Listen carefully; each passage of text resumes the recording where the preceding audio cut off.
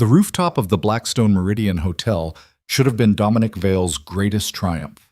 Instead, when the elevator doors opened and Clara Mensah stepped out beside the most dangerous man in Seoul, his billion-dollar empire began its final countdown. 4 years ago, he erased her name from the company she built.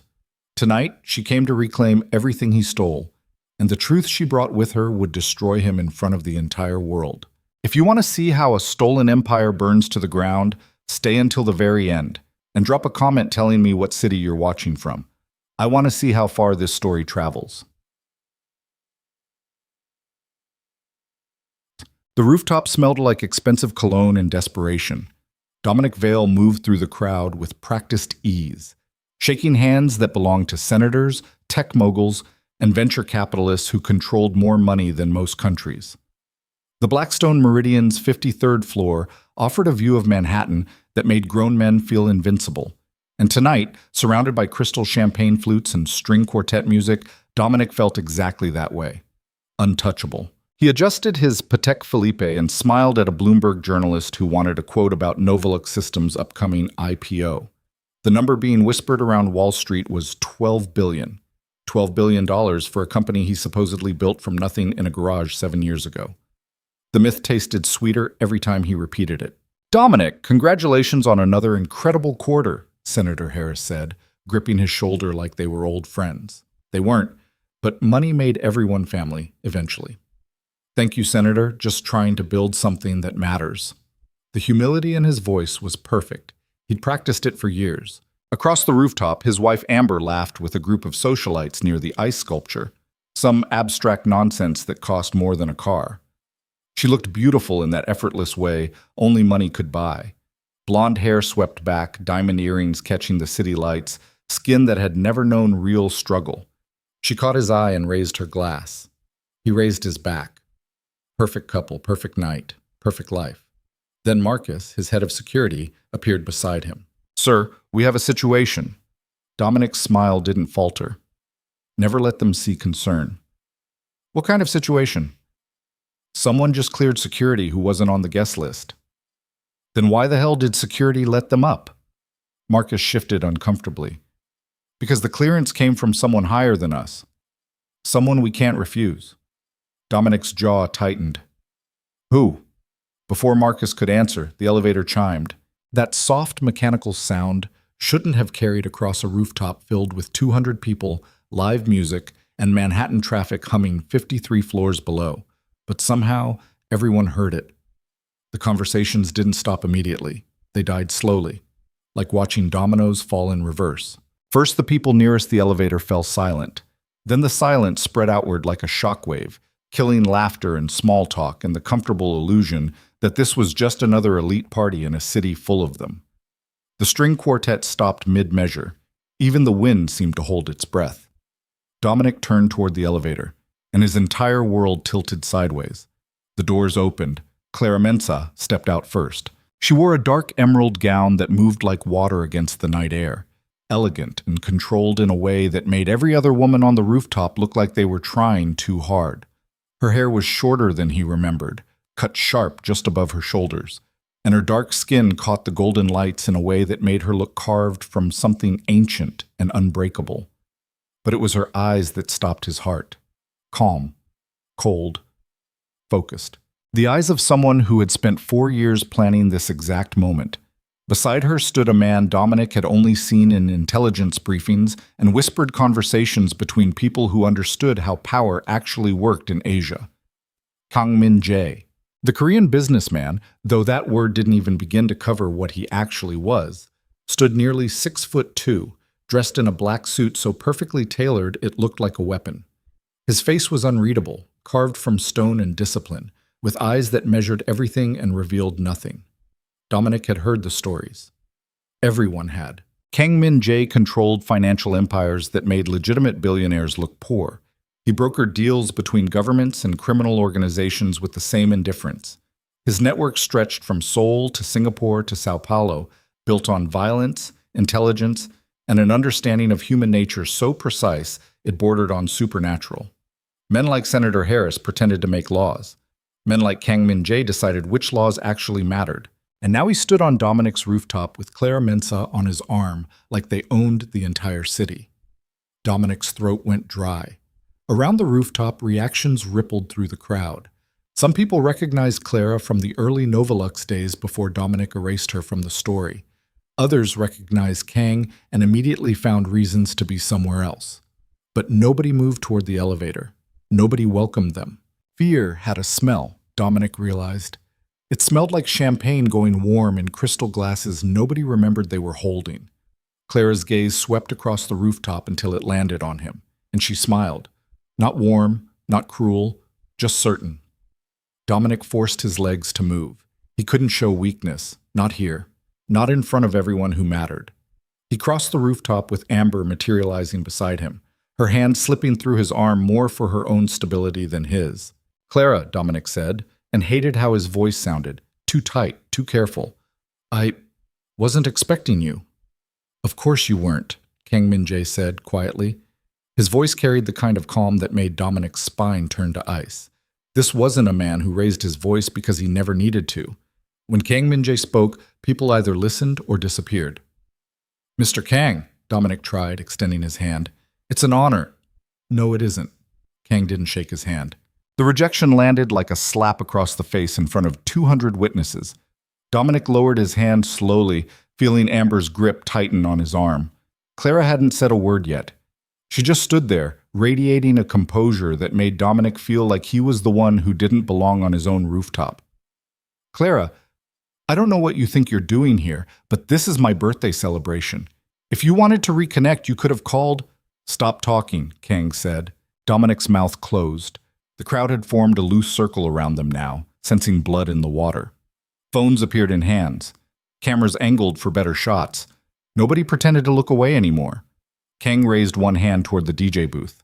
The gesture was small, minimal, but the music died instantly. Then he looked toward the AV crew managing the massive LED screen behind the rooftop stage where Dominic had planned to give a speech later about innovation and the American dream and all the other lies that made good press. The screen flickered to life. "What are you doing?" Dominic demanded. Kang ignored him completely. The first image appeared on the screen. Source code. Lines and lines of machine learning architecture written in a style so distinct, so mathematically elegant, that anyone who understood advanced AI development would recognize it immediately. At the bottom of the screen, a timestamp, 7 years ago.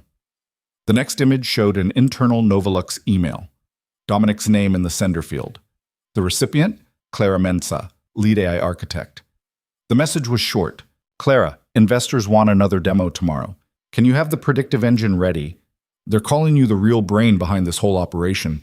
Don't make me look stupid." "D." Dominic's stomach dropped into his shoes. "Where did you get that?" His voice came out strangled. Clara finally spoke. "I kept everything." Her voice was exactly how he remembered it. Measured, intelligent. But underneath the calm was something harder now. Something that had been forged in the 4 years since he threw her away like garbage. More images filled the screen, architectural diagrams in Clara's handwriting, design documents with her digital signature embedded in the metadata. Team photos from the early days where Clara stood at the center of every technical discussion while Dominic smiled for cameras in the background. Then came the legal documents. The restructuring paperwork Dominic buried inside a maze of corporate filings 3 months before he handed Clara the divorce papers. Page after page of careful legal language that systematically erased her name from Novolux's founding team, transferred her equity to shell companies Dominic controlled, and rewrote history to make him the sole visionary behind the company's revolutionary AI platform. The crowd's whispers turned into something uglier. Board members Dominic had worked with for years stared at the screen with expressions shifting from confusion to understanding to horror. Senator Harris quietly backed away. Journalists moved closer. "This is fabricated," Dominic tried, but even he could hear how pathetic it sounded. "Clara's upset about the divorce. She's trying to rewrite—" "Show them the signature," Clara said softly. Kang nodded toward the AV team. The screen changed again. This time it showed something that made every engineer in the crowd suck in a breath. The original Novolux source code, the revolutionary predictive engine that made the company worth billions, appeared on screen with a section highlighted. Deep inside the recursive logic structures was a pattern. Not random, not accidental, intentional. A cryptographic signature so mathematically sophisticated that it could only have been designed by someone who understood AI architecture at a level most engineers would never reach. Clara's signature, embedded like DNA inside the system that made Dominic rich. That pattern appears in every core module written before Clara left the company, Kang explained to the crowd with the patience of a professor teaching children. After she disappeared, the signature vanishes completely. The quality of the engineering drops. Updates become derivative. He turned to look at Dominic. Because the real architect was gone. The rooftop erupted. Questions fired from every direction. Cameras flashed like lightning. Board members shouted into phones. Amber released Dominic's arm and stepped back like he was radioactive. That small movement, his own wife retreating from him, hurt more than anything on the screen. "You stole her work," someone shouted from the crowd.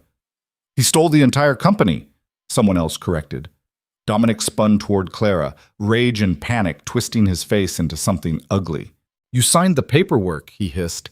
"You agreed to the terms. You took the settlement and walked away. You don't get to come back 4 years later, and—" "I signed because I wanted to survive," Clara cut him off. Her voice stayed level, but something dangerous flickered behind her eyes. "You made sure I had no leverage, no lawyer who would go against your legal team, no choice except to disappear or be destroyed in court. So I signed. I walked away. I let you have your story." She took one step closer. "But I never stopped being the person who built Novolux. And you never stopped being the person who stole it." Kang placed one hand lightly on Clara's shoulder. Not possessive. Protective. "Dominic Vale built an empire by erasing the woman who made it possible," Kang said, addressing the crowd now like he was delivering a eulogy. "Tonight, the world learns the difference between a visionary and a thief." Dominic felt everything collapsing. His marriage, his reputation, his company, his entire carefully constructed reality fracturing into 1,000 pieces in front of everyone who mattered. "This isn't over," he managed. Kang smiled for the first time. It was the most terrifying thing Dominic had ever seen. "Yes," Kang said quietly. "It is." Then he turned toward Clara, cupped her face with one hand, and kissed her slowly beneath the Manhattan skyline while 200 people watched in stunned silence. Not a performance, a promise. When they finally pulled apart, Clara looked at Dominic one last time. No anger, no hatred, just peace, because the truth was finally free. And nothing Dominic said or did or paid for would ever bury it again. The crowd devoured him after that. Journalists surrounded Dominic like sharks who'd tasted blood. Board members formed emergency huddles in corners, already calculating how to distance themselves from the scandal. Investors made phone calls that would tank Novolux's stock price before the markets even opened. Marcus appeared at Dominic's elbow. "Sir, we need to get you out of here." But there was nowhere to go. The elevator doors opened again, and this time it wasn't guests arriving. Federal agents in dark suits stepped onto the rooftop. Behind them came a woman Dominic recognized from SEC enforcement briefings. She carried a leather portfolio and an expression that said she'd been waiting for this moment for months. "Dominic Vale," she said calmly, "we have questions about intellectual property theft, securities fraud, and falsified corporate filings. You're welcome to answer them here or downtown. Your choice."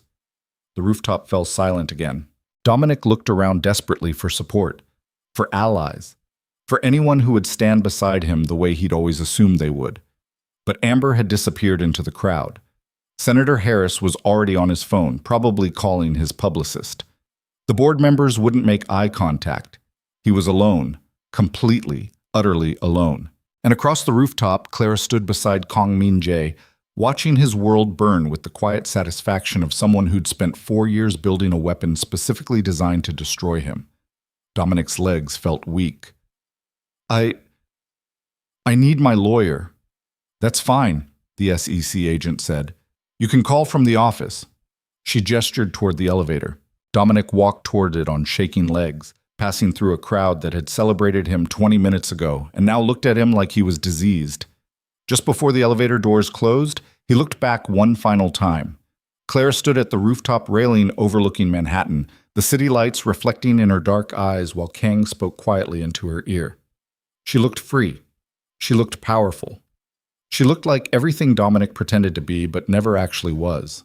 And as the elevator descended, carrying him away from the empire he stole and the life he built on lies, Dominic realized something terrible.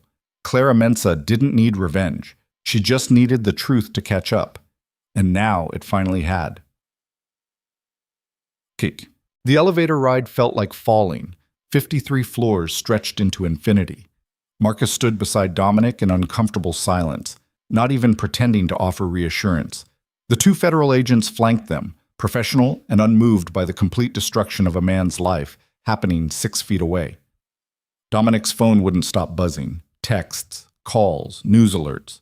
The story was already spreading faster than fire. Social media had exploded with clips from the rooftop. Hashtag Novolux scandal was trending. Tech blogs were publishing think pieces about intellectual theft and the erasure of women in Silicon Valley. Claire's name was everywhere. His name was everywhere. But only one of them was being called a genius. The lobby of the Blackstone Meridian looked surreal at ground level, all marble and gold fixtures that suddenly felt like a movie set. Wealthy people in expensive clothes pretended not to stare as federal agents escorted Dominic Vale toward a black SUV idling at the curb. Outside, the New York night pressed against the glass doors like a living thing. Camera flashes erupted the moment he stepped onto the sidewalk. Reporters screamed questions he couldn't hear over the blood pounding in his ears. How long had he known Clara wrote the code? When did the affair end? Was the IPO based on fraud? Did his wife know? That last question hit different. Did Amber know? Of course she didn't. Amber knew shopping districts and charity galas and which celebrities were sleeping with whom. She knew his schedule and his favorite scotch and how to smile for cameras. But she never knew him. Not really. The only person who ever truly knew Dominic Vale was currently standing on a rooftop 53 floors above, watching his empire collapse with the calm satisfaction of an architect demolishing a building she designed. The SUV door closed. The world went quiet. Just him, two federal agents, and the leather interior of a government vehicle that smelled like old coffee and broken lives. For what it's worth, one of the agents said as they pulled into traffic, we've been building this case for 8 months. Someone sent us everything: documentation, source code analysis, financial records, even testimony from Novolux employees who witnessed what happened. Dominic stared out the window. Who sent it? The agent smiled slightly. Does it matter? It didn't. He already knew. Clara Mensa wasn't the type to leave anything to chance. She'd spent 4 years preparing for tonight. 4 years documenting every lie, every theft, every crime Dominic committed to erase her existence. She hadn't come for revenge. She'd come with evidence. And there was no charm, no story, no amount of money that could argue with evidence that precise. The SUV turned toward Federal Plaza. Behind them, Manhattan glittered like nothing had happened. Because to the city, nothing had. One billionaire's empire burning to the ground was just Tuesday in New York. But to Dominic, it was the end of everything. Back on the rooftop, the crowd had thinned considerably. Board members fled to emergency meetings. Investors called their lawyers. Journalists raced to file stories before their competitors. Within an hour, the Blackstone Meridian's 53rd floor looked like the aftermath of a battle nobody won. Except Clara. She stood at the railing, alone now, staring out at the city that tried to erase her. The wind pulled at her emerald dress. The skyline stretched endlessly in every direction. 1,000,000 lights representing 1,000,000 lives that would wake up tomorrow to headlines about Dominic Vale's fall from grace. None of them would care about her. Not really. She'd be a footnote. The wronged ex-wife, the stolen genius. A cautionary tale people would discuss at conferences about women in tech before moving on to the next scandal. And Clara found she didn't care. Because she didn't do this for recognition. She did it because the truth mattered more than comfort. Footsteps approached from behind. She didn't turn around. They're gone, Kang Min-jae said quietly, moving to stand beside her at the railing. Federal agents, journalists, everyone who wanted a piece of the story. Good. Novolux stock is already dropping in after-hours trading. The board will force him out by morning. The SEC will freeze his assets pending investigation. I know. Silence settled between them. Not awkward, just present. Finally, Kang spoke again. Most people spend their entire lives demanding recognition for their work. You rebuilt yourself without needing anyone to watch. Clara's lips curved slightly. I didn't rebuild for recognition. I rebuilt so nobody could ever own me again. Kang studied her face in profile, the sharp intelligence in her eyes, the set of her jaw, the way she held herself like someone who'd walked through fire and come out forged instead of broken. What happens now? He asked. Now? Clara turned to look at him fully. Now I go back to my actual company, the one I built myself, the one nobody can take from me because it exists in my name, on my terms, with my signature in every line of code. And Novolux? She shrugged. Let it burn, or let the board try to salvage what's left. I don't care. I already have what I need. Kang reached into his jacket and pulled out a slim black card. Nothing on it except a private number embossed in silver and a company name she didn't recognize. My network moves trillions of dollars every year, he said, handing her the card. Most of it needs exactly the kind of predictive architecture you designed. Not stolen, not copied, the real thing. Clara studied the card. You want to hire me? No. He moved closer, and the temperature seemed to shift. I want to build something with you, not above you. Not instead of you, beside you. For the first time in years, Clara felt something other than anger or determination or the cold satisfaction of watching justice finally arrive. She felt possibility. Why? She asked quietly. Kang's expression didn't change, but something flickered in his eyes. Something almost human. Because power without truth is just theft with better marketing. And I'm tired of surrounding myself with thieves. Clara looked down at the card again, then back at the skyline. Somewhere in the city below, Dominic Vale sat in a federal building watching his entire life dismantle itself in real time.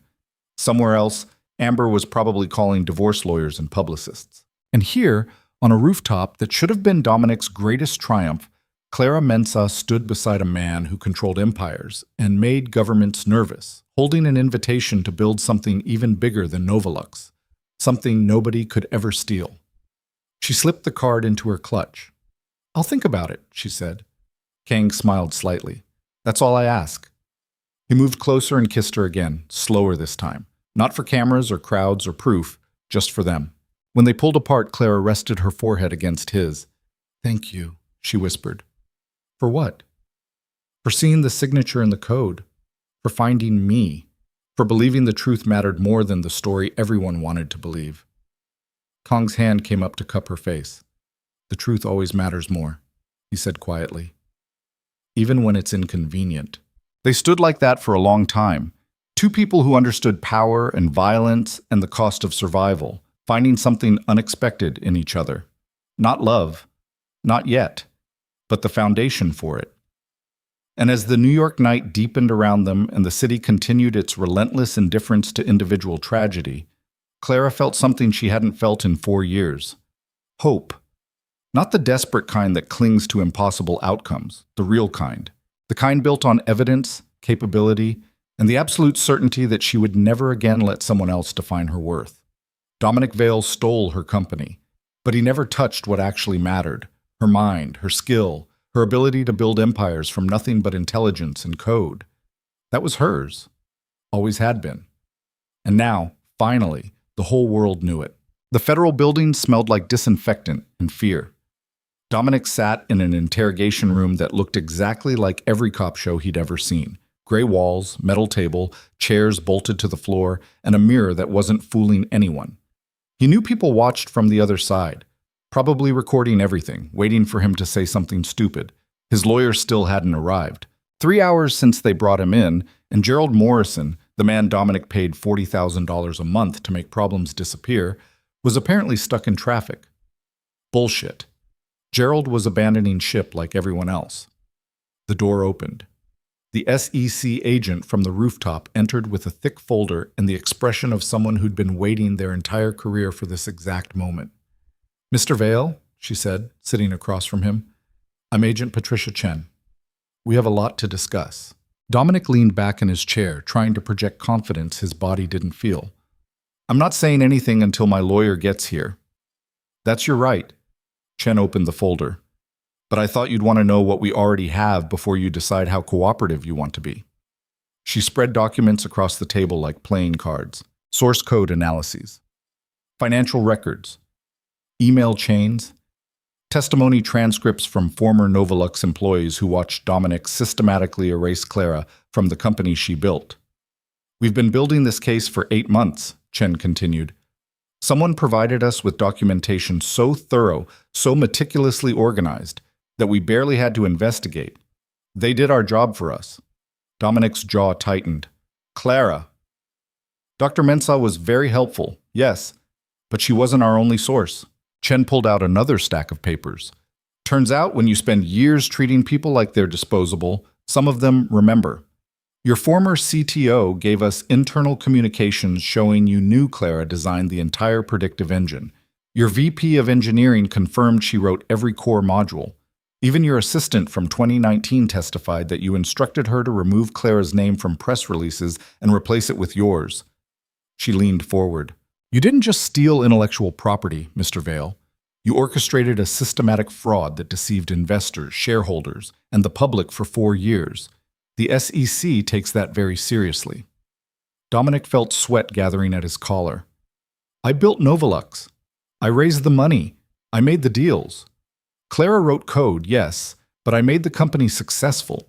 Clara wrote the code that made the company possible, Chen interrupted. Everything else was just packaging. And according to Delaware corporate law, systematically removing a co-founder's equity through fraudulent restructuring while they're still contributing intellectual property constitutes theft. Not a civil dispute. Criminal theft. The word hung in the air like a blade. How long? Dominic asked quietly. How long what? If this goes to trial, if you get a conviction, how long? Chen didn't smile, but something close to satisfaction crossed her face. Securities fraud carries up to 20 years.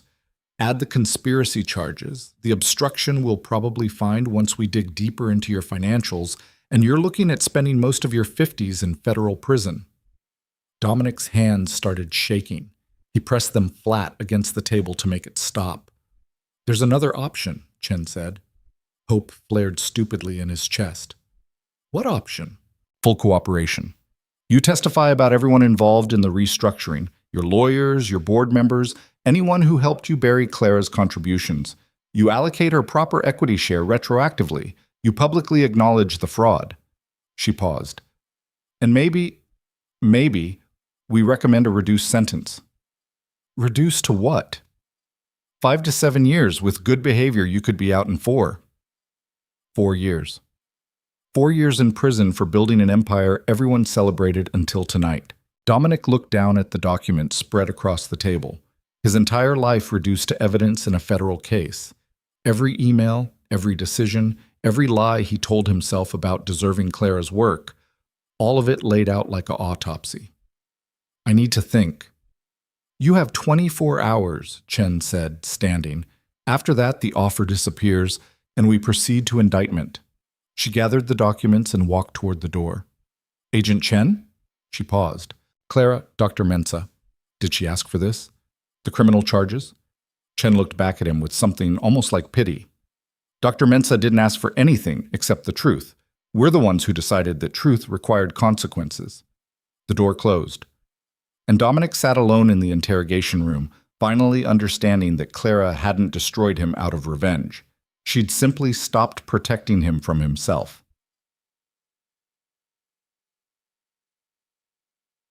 Across the city, Clara stood in her hotel suite staring at her phone. 47 missed calls. Texts from journalists, former colleagues, venture capitalists who ignored her for 4 years and suddenly wanted to reconnect. Even her mother called from Atlanta, voice tight with worry and pride and confusion. Clara ignored all of it. She powered the phone down and dropped it on the bed. The Plaza Suite was excessive. Floor-to-ceiling windows overlooking Central Park, furniture that cost more than most people's cars, a marble bathroom bigger than her first apartment. Kang had arranged it without asking, the same way he arranged the security team waiting in the hallway. and the lawyer on retainer in case Dominic tried anything desperate. Clara walked to the window. The city looked different from up here. Cleaner, more organized, like someone had designed it instead of letting it grow wild. She pressed her palm against the glass. It was cold. Behind her, the suite door opened. She didn't turn around. She already knew his footsteps. Kang Min-jae moved into the room with the quiet efficiency of someone who spent his life entering spaces where he wasn't supposed to be. The security team swept the suite twice, he said. No devices, no surveillance. You're safe. I know. He came to stand beside her at the window. For a long moment, neither of them spoke. How are you feeling? He asked finally. Clara laughed, but it came out wrong. Brittle. I don't know. I spent 4 years imagining this moment, what it would feel like to watch Dominic's world collapse. I thought I'd feel satisfied, vindicated. And instead, she turned to look at him. Empty.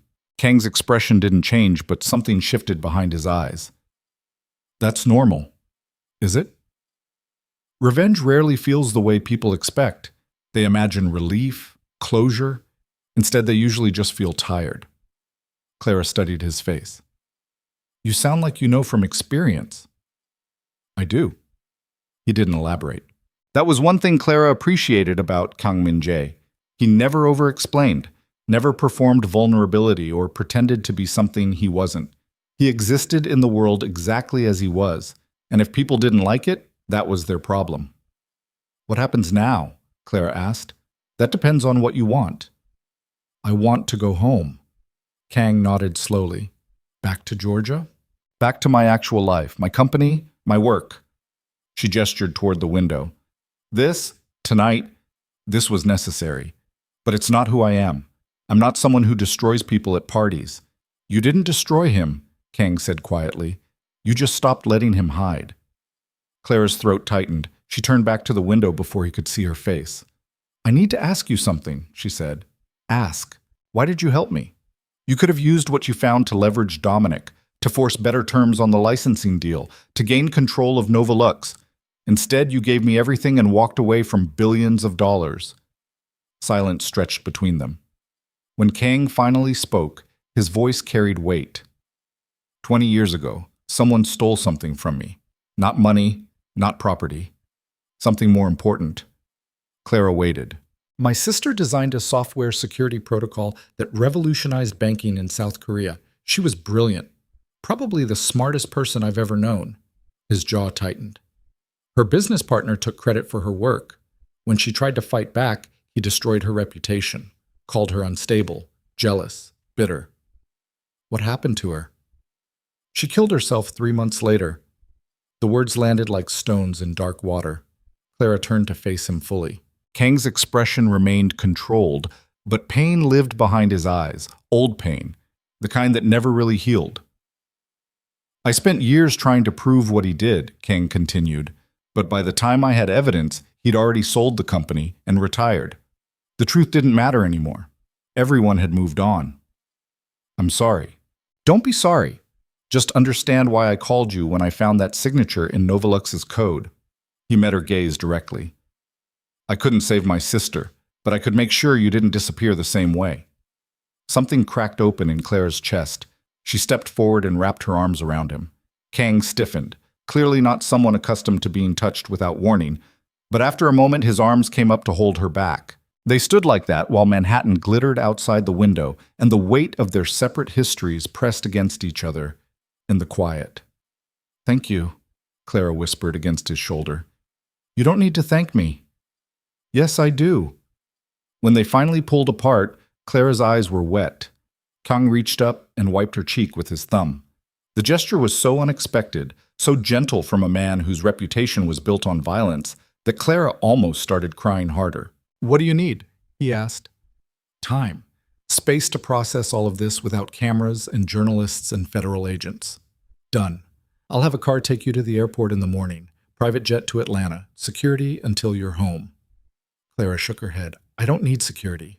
Yes, you do. Dominic's desperate. Desperate men do stupid things. He won't. He already tried, Kang interrupted. Clara froze. What? 2 hours ago, someone matching Dominic's description attempted to access your hotel floor. Security stopped him before he reached the elevator. Cold fear washed through her. You're sure it was him? The cameras caught his face. He used a fake name, but it was definitely Dominic Vale.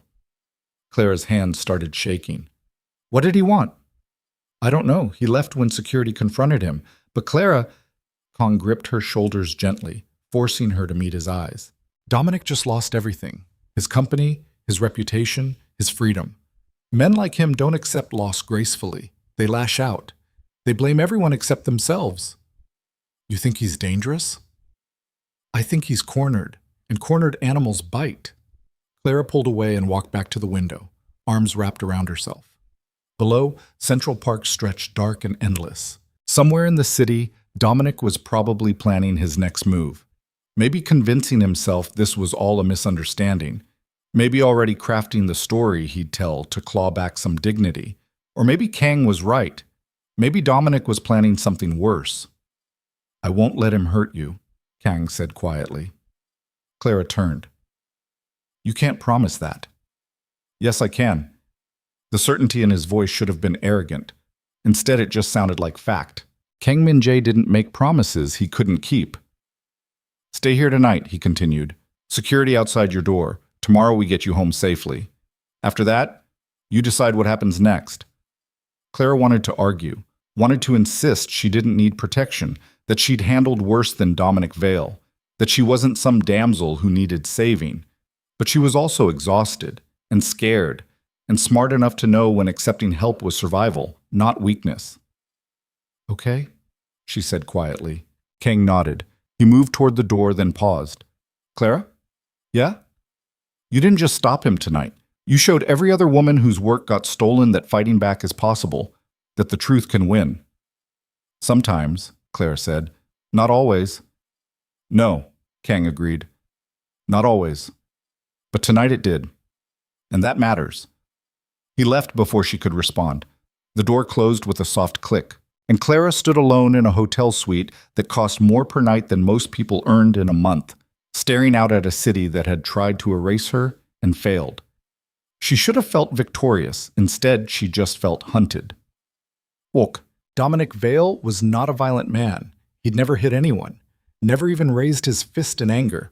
But standing outside the plaza at 3 a.m, watching Clara's hotel window glow 40 floors above, he understood for the first time in his life why people snapped, why betrayal turned into obsession, why losing everything made rationality disappear. The security guard had stopped him 2 hours ago when he tried to reach her floor using a fake reservation.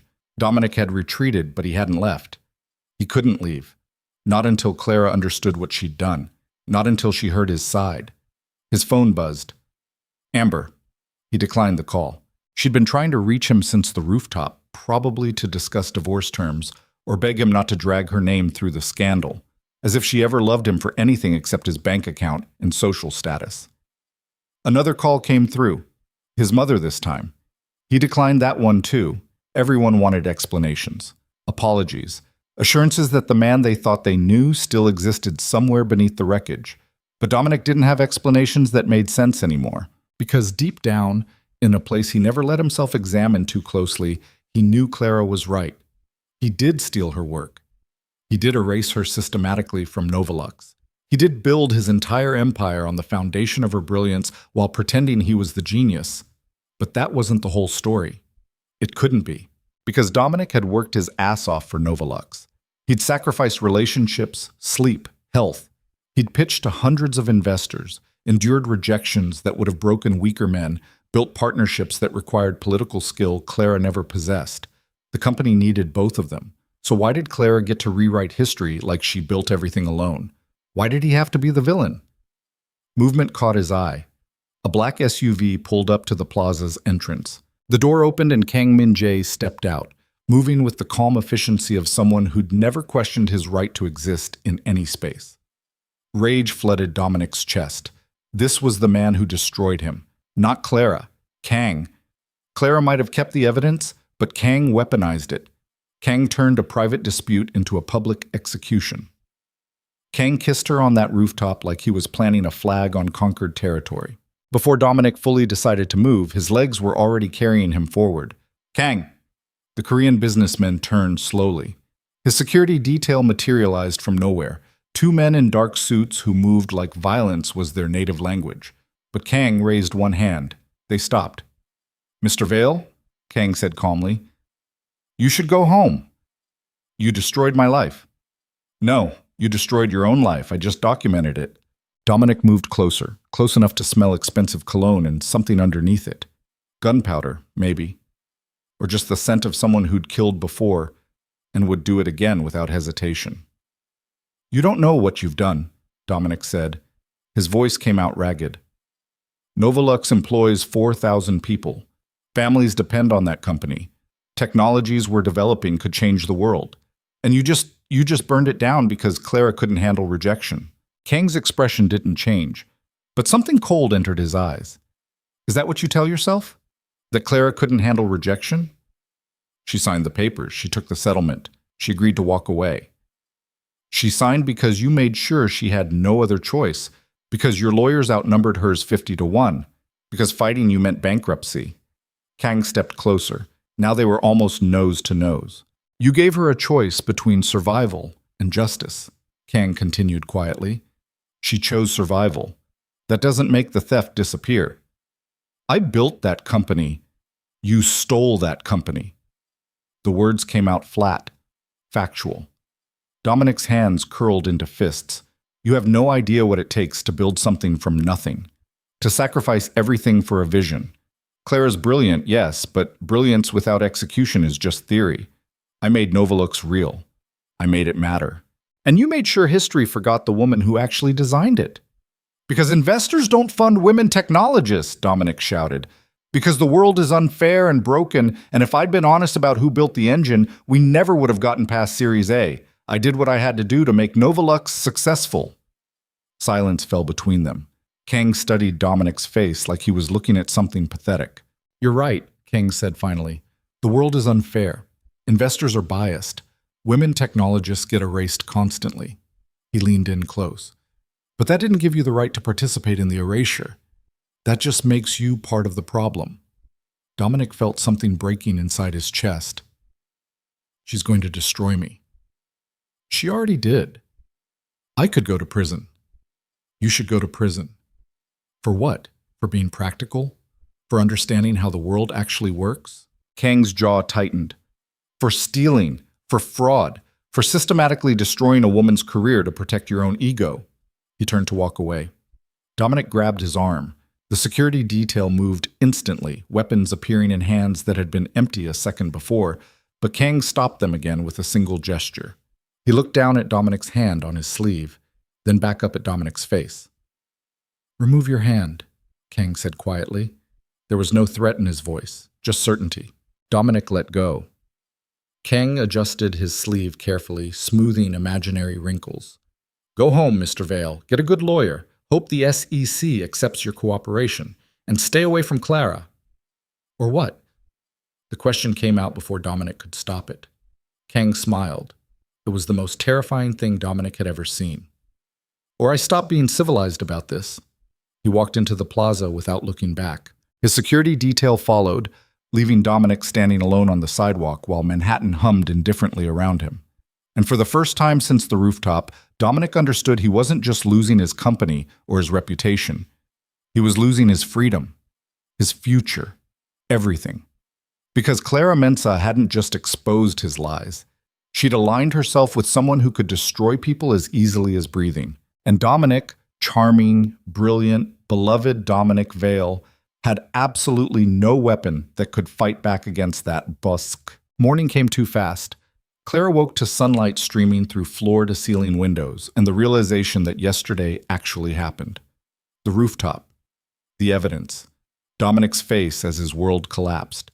She sat up slowly, every muscle aching like she'd run a marathon. Her phone showed 83 new notifications. She ignored them all and walked to the bathroom. The shower was the kind of excessive luxury only five-star hotels provided. Rainfall head, heated floors, products that probably cost more than her monthly car payment. Clara stood underwater, hot enough to hurt, trying to wash away the residue of 4 years spent planning revenge. Except it wasn't revenge. She kept telling herself that. It was justice. Truth. Setting the record straight. But standing alone in the steam, Clara had to admit something she'd never said aloud. Part of her wanted Dominic to suffer. Not just lose, not just get caught, suffer. The same way she suffered when he erased her name from the company she built. The same way she suffered through the divorce, the NDA, the years of watching him celebrate achievements that belonged to her. And last night, watching him stand on that rooftop while his empire burned, Clara felt something dark and satisfied curl in her chest. She'd wanted it. Maybe she still wanted it. That realization sat heavy in her stomach while she dried off and got dressed. A knock came at the suite door. Clara checked the peephole. Kang stood in the hallway with coffee and what looked like breakfast from somewhere expensive. She opened the door. "Morning," he said. "Morning?" He walked past her and set the food on the table near the window. "I brought fuel. We have a long day ahead." Clara sat down slowly. The breakfast was perfect. Fresh fruit, pastries that probably came from some French bakery, coffee that smelled like it cost $40 a cup. She didn't touch any of it. "I need to tell you something," she said. Kang poured coffee into 2 cups and slid one toward her. "I'm listening." "Last night, when Dominic's world fell apart," she stopped. Kang waited. "I enjoyed it," Clara finished quietly, watching him lose everything, seeing his wife walk away. Knowing he'd probably go to prison. I know I'm supposed to feel conflicted or guilty or like the better person, but I don't. I just feel satisfied. She looked up. "Does that make me a terrible person?" Kang took a sip of his coffee. "No," he said simply. "How can you be sure?" "Because terrible people don't question whether they're terrible. They just act." Clara picked up her coffee but didn't drink it. "My whole life I've tried to be good. Ethical. The person who does the right thing even when it's hard. But somewhere in the last 4 years, I stopped caring about being good. I just wanted him to hurt. And now that he is? Now I don't know what I am." Kang set down his cup. "You're human," he said. "Humans aren't good or bad. They're just surviving. And sometimes survival requires making people who hurt us face consequences." That sounds like a rationalization. Maybe. He shrugged. Or maybe the world is more complicated than heroes and villains. Clara finally drank some coffee. It was perfect. Of course it was. "The jet leaves in 2 hours, Kang said. "Security will escort you to the airport. I'll follow separately so we don't create photo opportunities for paparazzi." "You're not coming back to Atlanta with me?" "Not immediately. I have business in New York, but I'll visit soon." Something uncomfortable twisted in Clara's chest. "You don't have to," she said carefully. "Visit, I mean. Last night was necessary, helpful, but you don't owe me anything." Kang looked at her for a long moment. "I know I don't owe you anything. Then why?" "Because I want to." The words sat between them, heavier than they should have been. Clara felt her pulse quicken. "Kang, Min Jae," he interrupted. "When we're alone, call me Min Jae." "Min Jae?"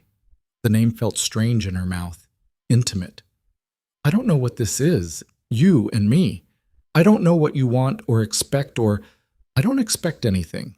Everyone expects something, not me." He leaned forward slightly.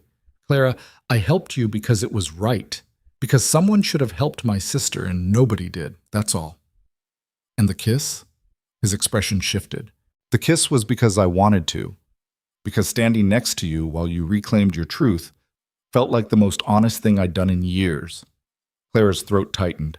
"I'm a mess right now, emotionally, psychologically. I just destroyed my ex-husband's life and I'm not even sure I feel bad about it." "I know. I'm probably going to need therapy. Probably. And I don't do relationships. I'm terrible at them. I work 80-hour weeks. I forget to eat. I disappear into code for days at a time." Min Jae smiled slightly. "I run a criminal empire that spans 3 continents. I've killed people. I'll probably kill more. I don't sleep. I don't trust anyone. And I've never had a relationship that lasted longer than 6 months." He reached across the table and took her hand. "So maybe we're both messes. Maybe that's okay." Clara looked down at their joined hands. His fingers were long, elegant, and scarred, in places she'd never noticed before. Evidence of a life lived violently, even when he looked civilized. "What if this doesn't work?" she asked quietly. "Then it doesn't work. And we both survive. Like we always do." Clara met his eyes. They were dark, unreadable, and beneath the control, she saw something that matched what she felt: exhaustion, wariness, and the faint hope that maybe, possibly, connection was worth the risk. "Okay," she said finally. "Okay? Visit me. We'll see what happens." Min-jae's smile was small but genuine. "That's all I'm asking." He released her hand and stood. "Eat, pack. Security will be here at 10. He walked toward the door. "Min-jae?" He paused. "Thank you. For everything."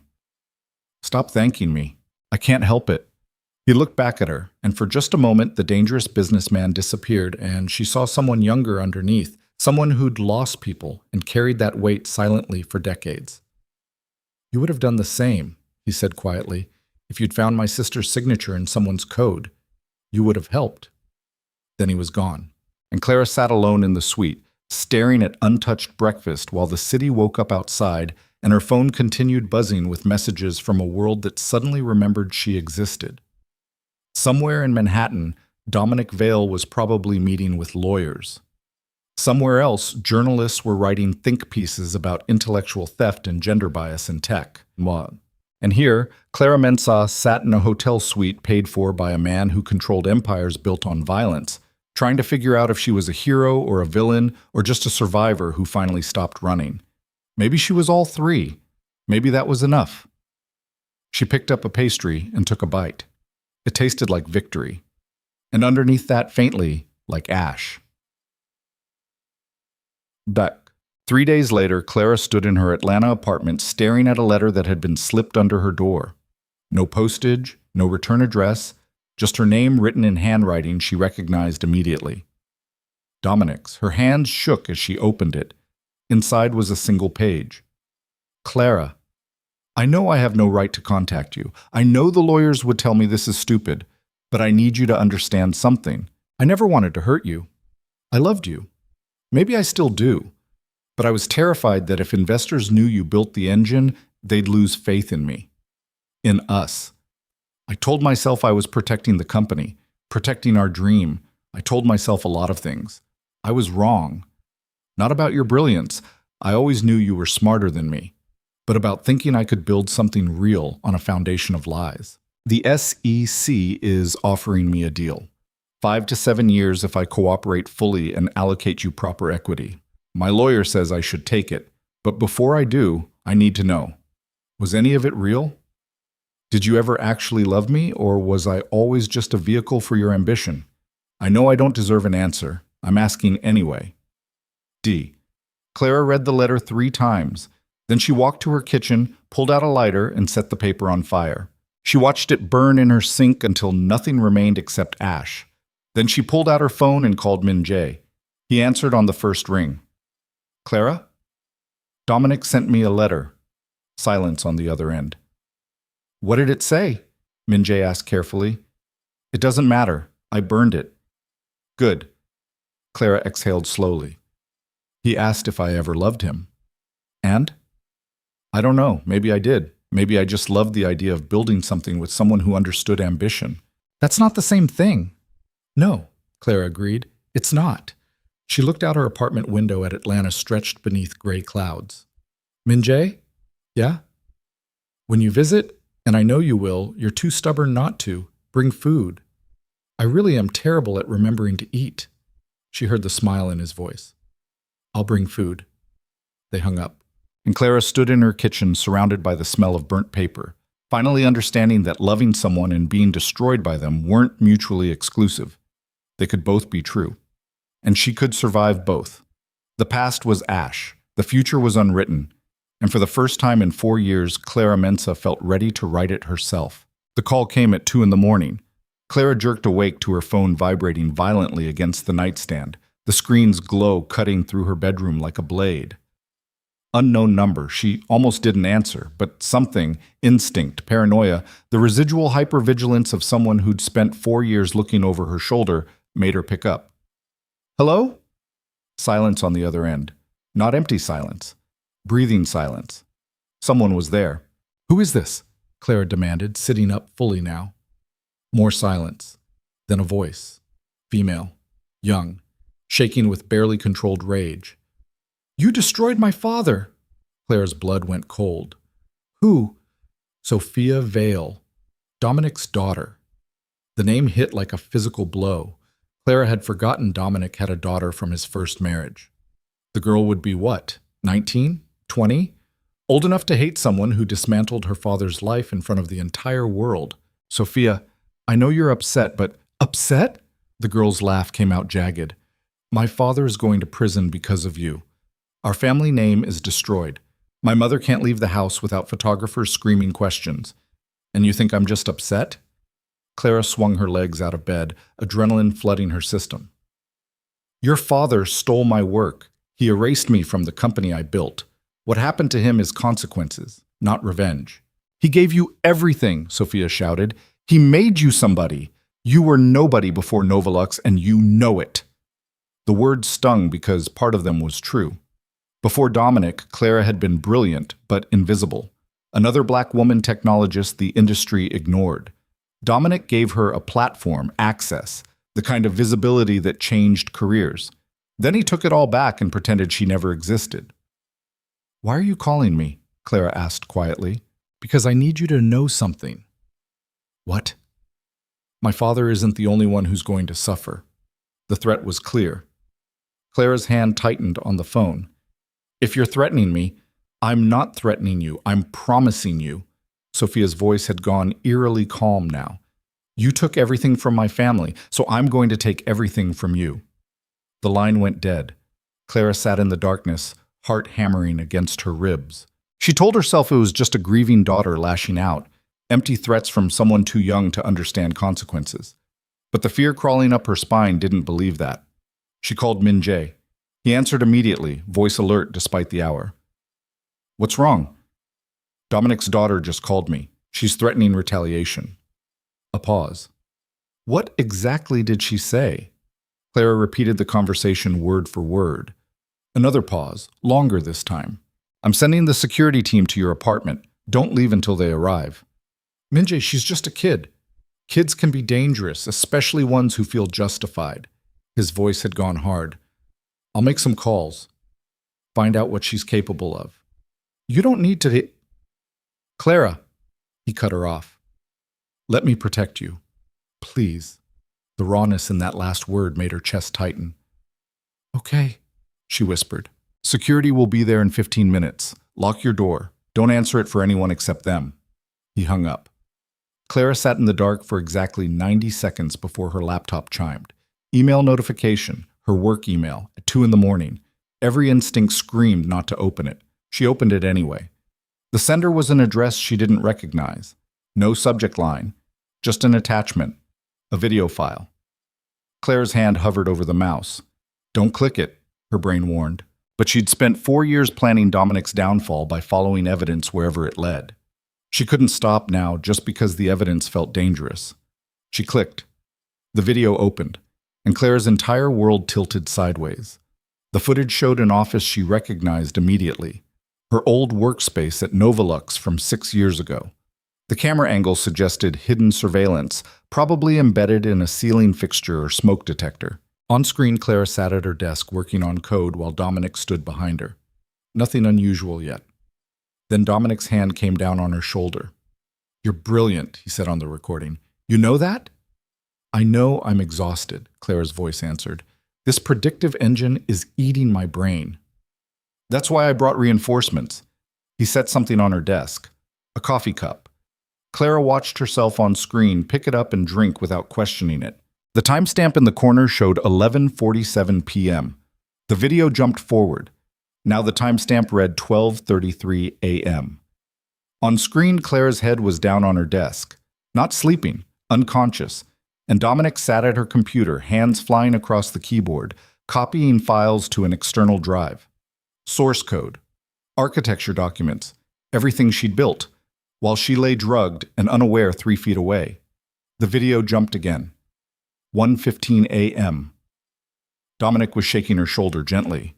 On screen, Clara stirred groggily. "Hey, you fell asleep," Dominic said, voice full of fake concern. "Come on, let's get you home." What time is it?" "Late. You've been working too hard." He helped her stand. She could barely walk straight, and Dominic guided her out of frame, the perfect concerned partner helping his exhausted girlfriend. The video ended. Clara stared at the frozen screen, bile rising in her throat. He'd drugged her. 6 years ago, Dominic Vale had drugged her and stolen her work while she lay unconscious at her own desk, and she never knew. All these years, she thought he'd stolen her work through legal manipulation and corporate restructuring. That was bad enough. But this was assault. This was criminal in ways that went beyond fraud. Her phone rang. Unknown number again. Clara answered with shaking hands. "Did you watch it?" Sophia's voice asked. "Where did you get this?" "My father kept insurance. Hidden cameras throughout Novolux in case partners or investors ever tried to screw him over.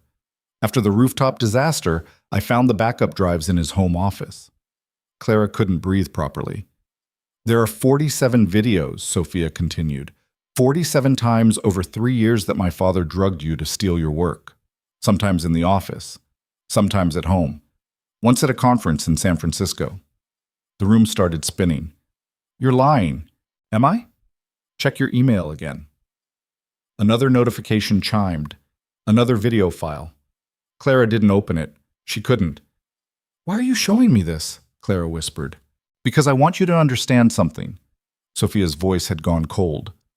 "You think you destroyed my father by exposing intellectual theft. But if these videos go public, everyone will know you were too stupid to notice your own boyfriend was drugging you repeatedly.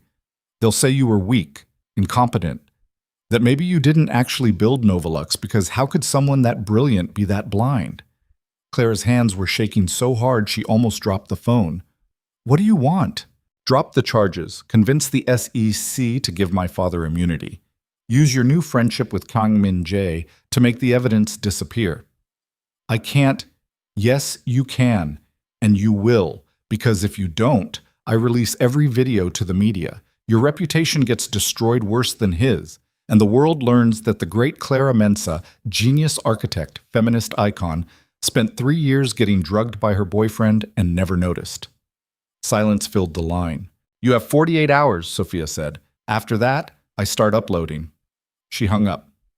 Clara sat frozen in her bedroom, staring at the laptop screen showing Dominic's face frozen mid-theft while her unconscious body slumped at the desk behind him. 3 years, 47 times, and she never knew. The security team knocked on her door. Clara didn't move. They knocked again, louder this time. "Miss Mensah? It's building security. Mr. Kang sent us." Clara stood on legs that didn't feel attached to her body and walked to the door. The 2 men in the hallway were exactly what she expected. Military bearing, concealed weapons, eyes that cataloged everything instantly. "Ms. Mensah, we need to secure your apartment." "Okay." Her voice sounded distant, like it belonged to someone else.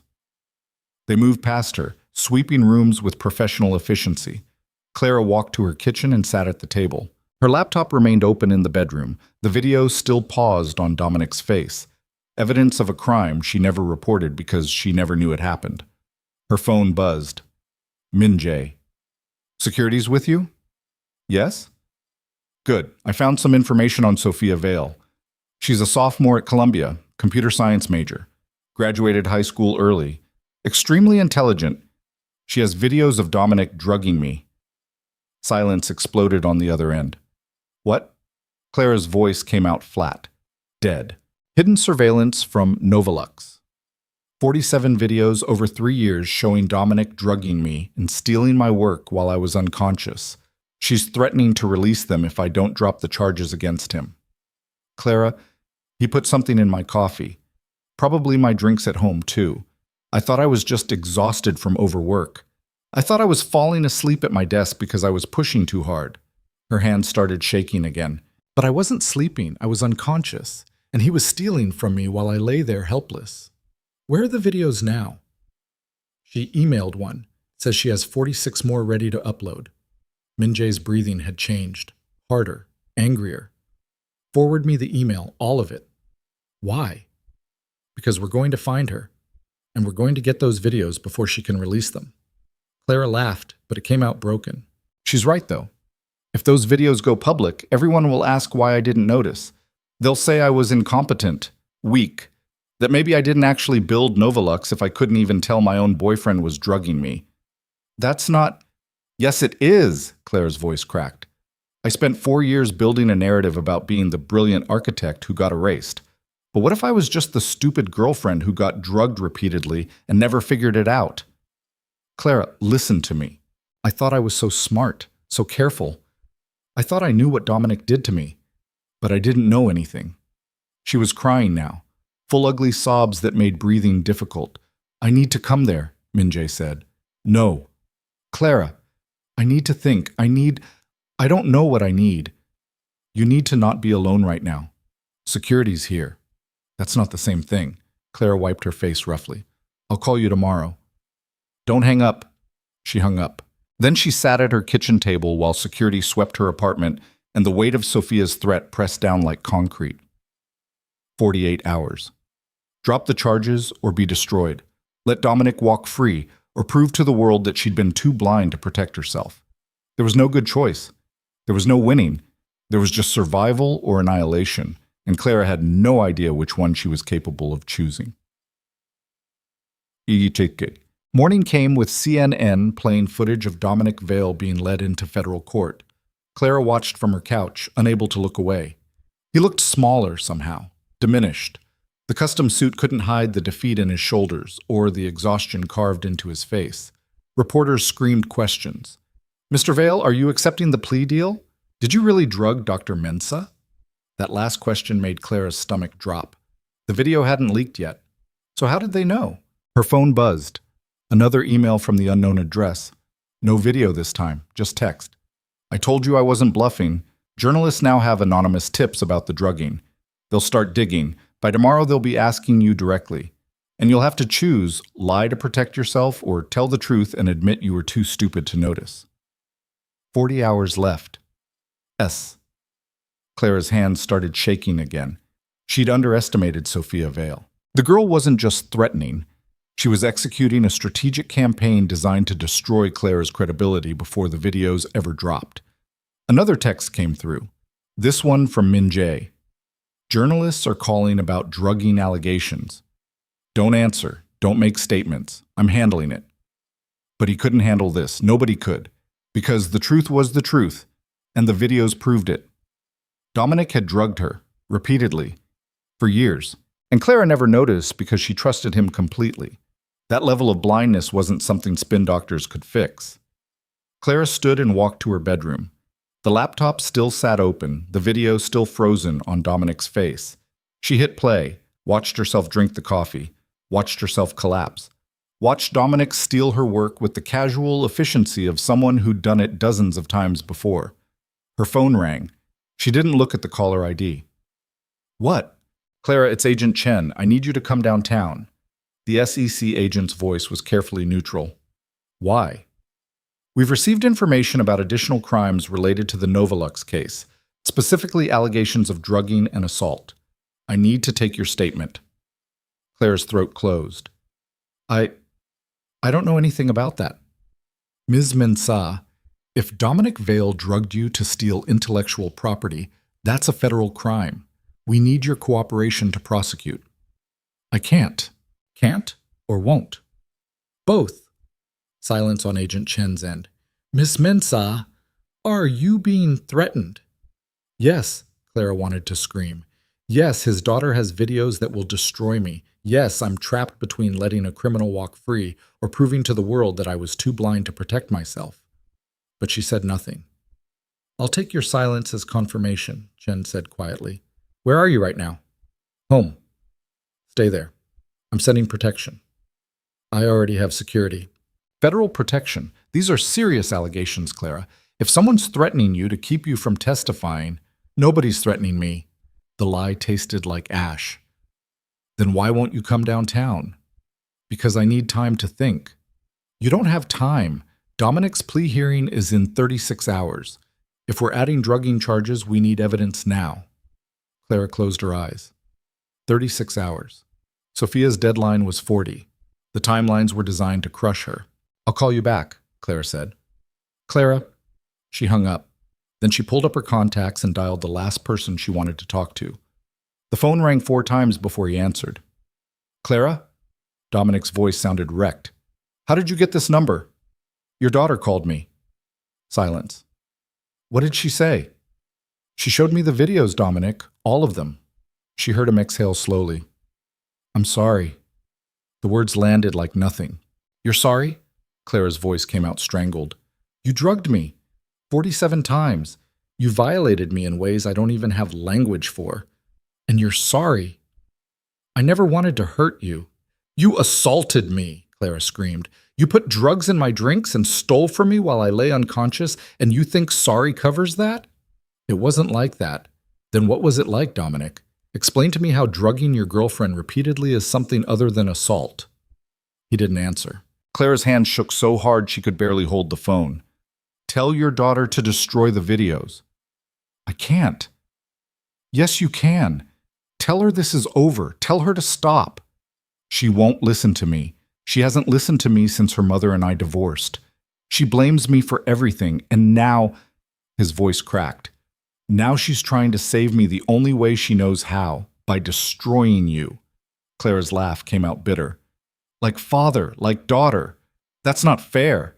"Nothing about this is fair," Clara shouted. "I didn't ask to be drugged.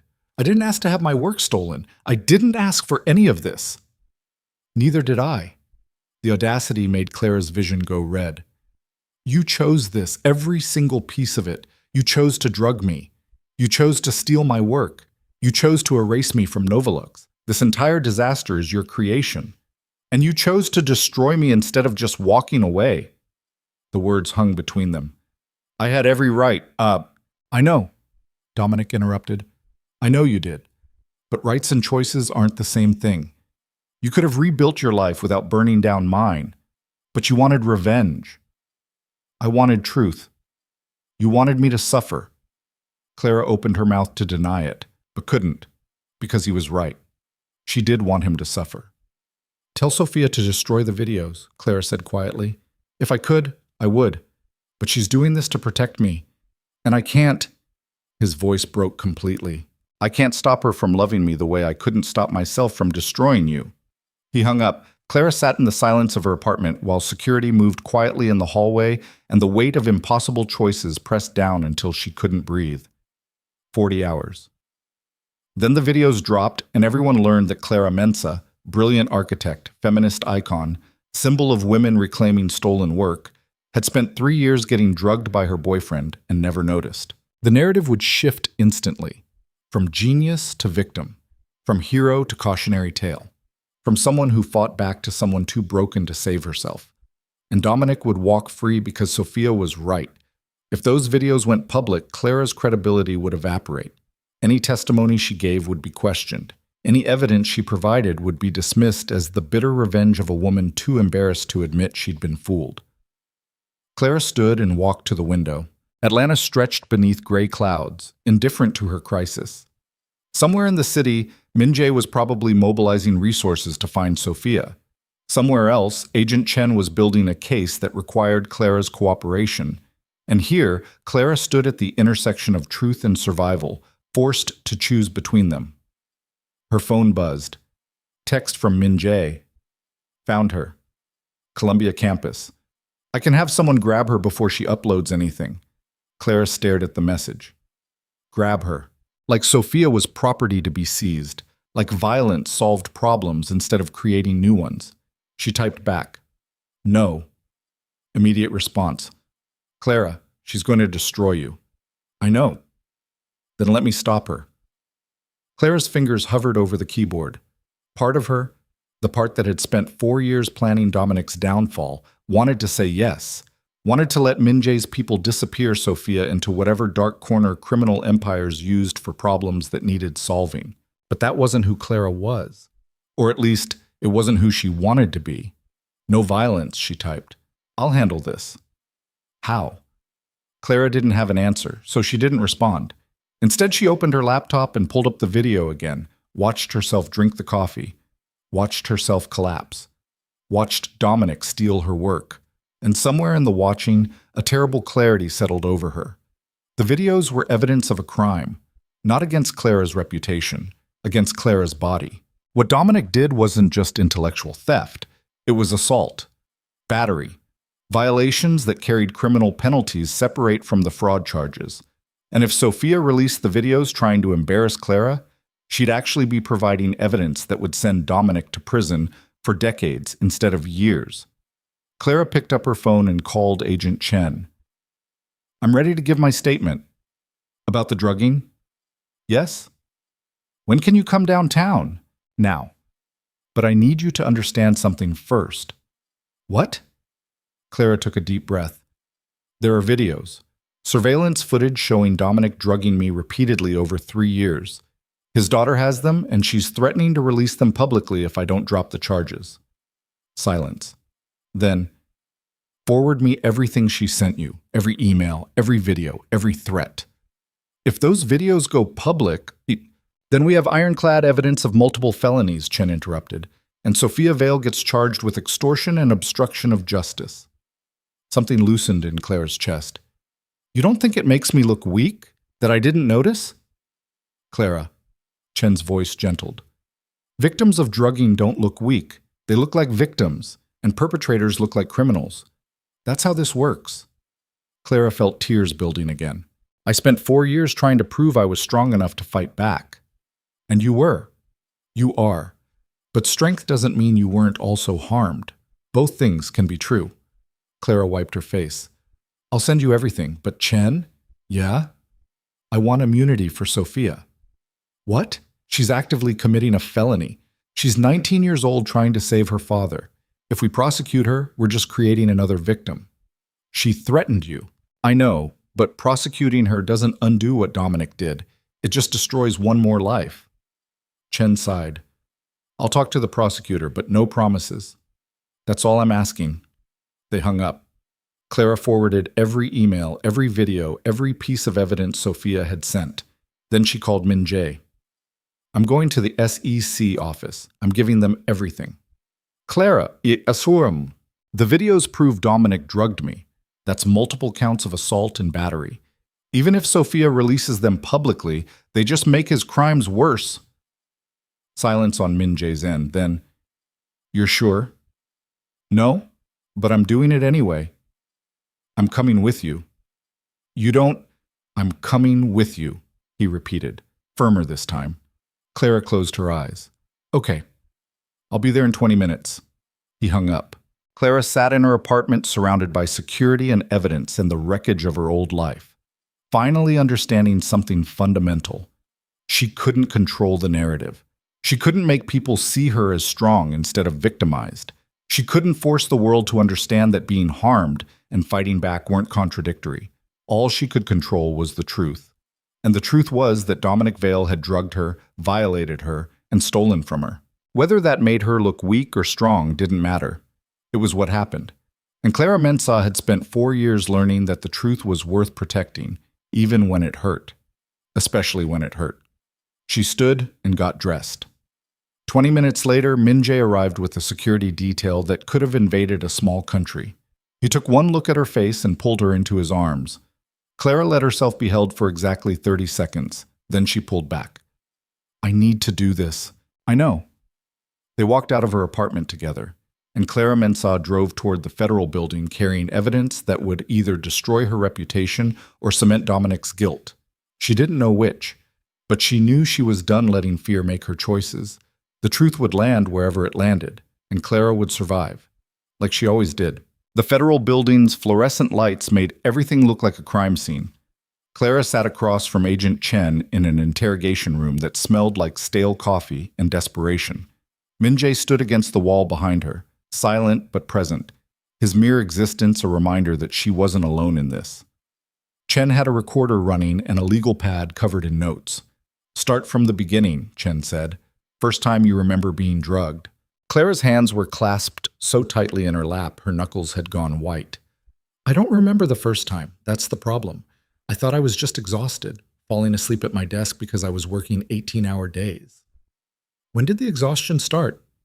Clara closed her eyes, forcing herself back through years she'd tried to forget. About 6 months after Dominic and I started Novolux. We'd just closed Series A funding. I was building the core predictive engine, and the pressure it was crushing. So when I started passing out at weird times, I just assumed my body was giving out. How often? Once, maybe twice a week at first, then more frequently as we got closer to launch. Chen wrote something down. Did you see a doctor? Yes. 3 different ones. They all said the same thing: stress, overwork, burnout. One prescribed sleeping pills, another suggested I take a sabbatical. But you didn't. I couldn't. The company needed me. The words tasted bitter now. Did Dominic ever express concern about your health? Clara's laugh came out broken.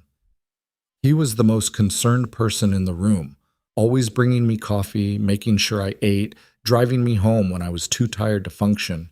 I thought, her voice cracked. I thought he was taking care of me. Min-jae shifted behind her.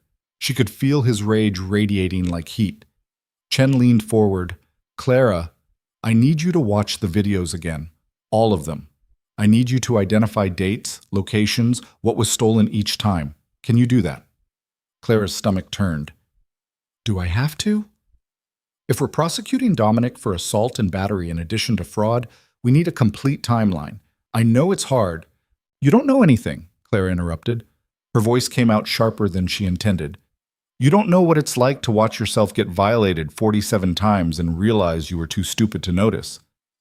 You weren't stupid, Min-jae said quietly from behind her.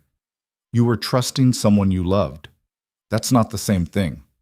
Clara turned to look at him. His face was carved from stone, but his eyes held something raw, something that understood violation from the inside out. I can't watch them all, Clara whispered. I'll break. Then we'll watch them together, Chen said. You, me, and a trauma counselor. We'll go as slow as you need. Clara shook her head. There's no time. Sophia's deadline is... She checked her phone.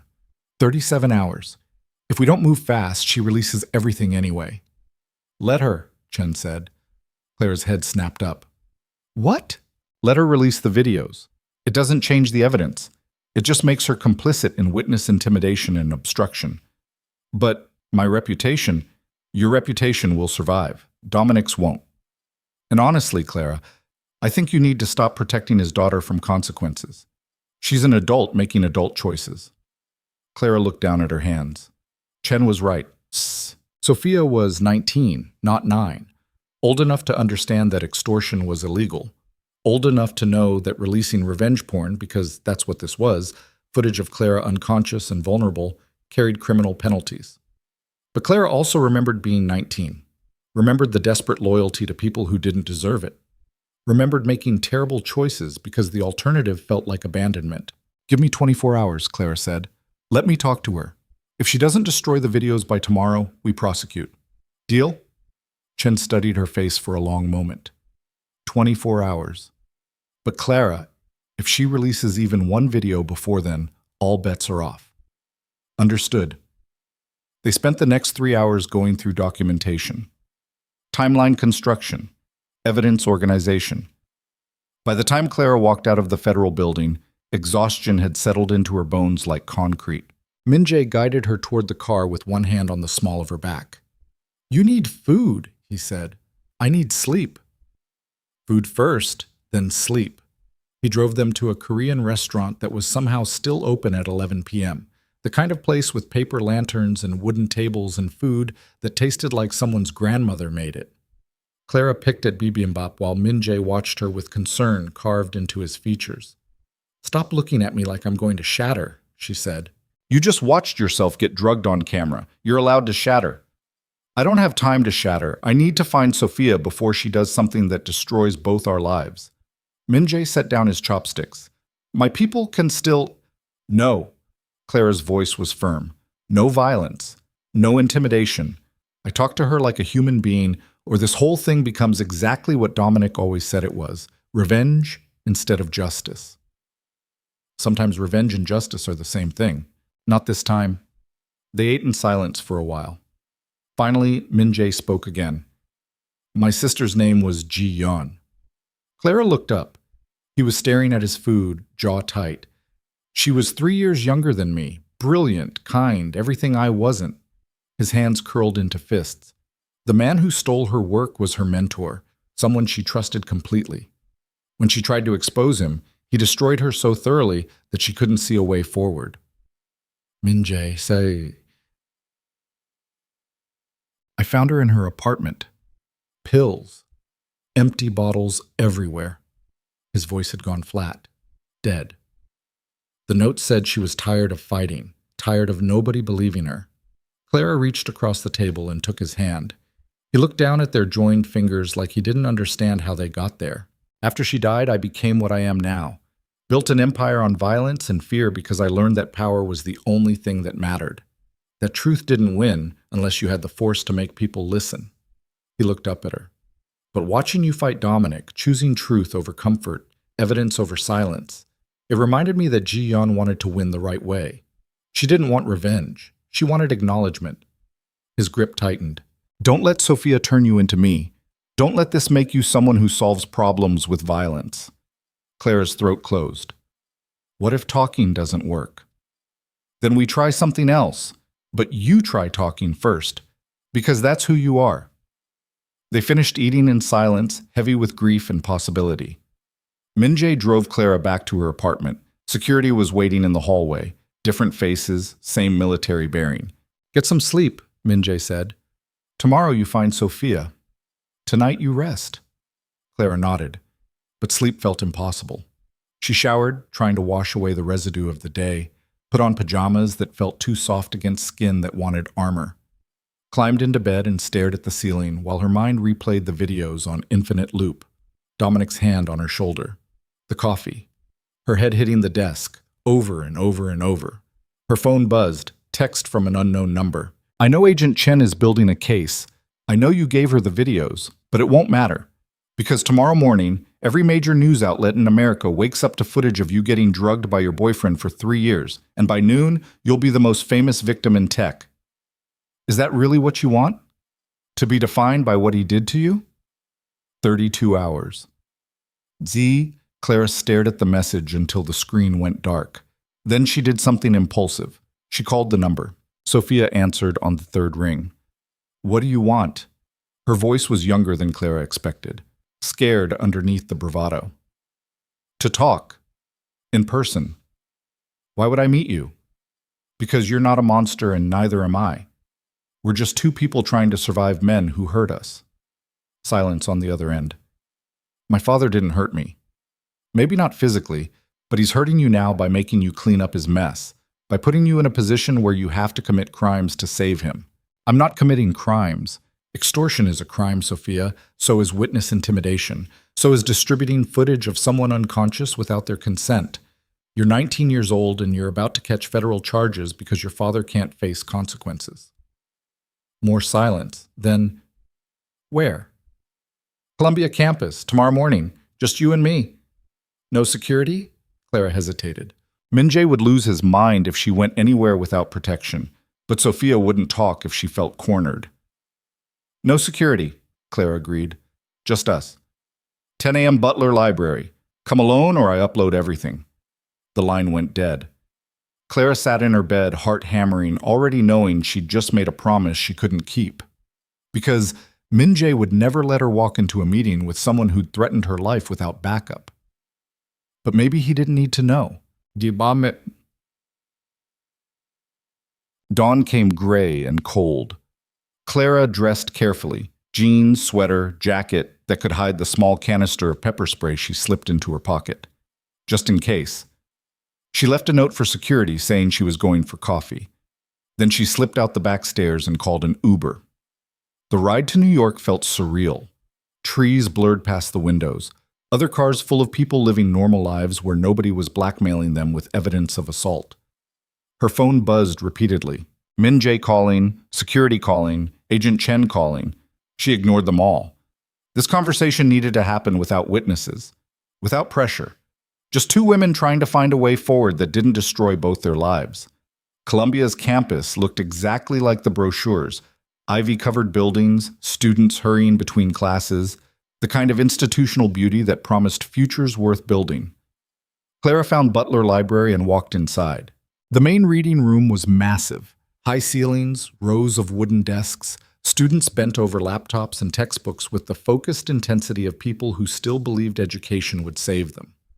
Sophia sat at a desk near the back. She looked younger than Clara expected. Dark hair pulled into a messy ponytail, oversized sweatshirt, shadows under her eyes that suggested she'd slept about as well as Clara. When their eyes met, something complicated passed between them. Recognition, not of each other, of the situation. Two people caught in Dominic Vale's gravitational pull, unable to escape even after he'd destroyed himself. Clara walked over and sat down across from her. For a long moment, neither spoke. Finally, Sophia broke the silence. "You came alone." "I said I would." "People lie." "I don't. Not about things that matter." Sophia's jaw tightened. Up close, Clara could see traces of Dominic in her face. The same sharp cheekbones, same intense eyes. But something else, too. Something harder. More wounded.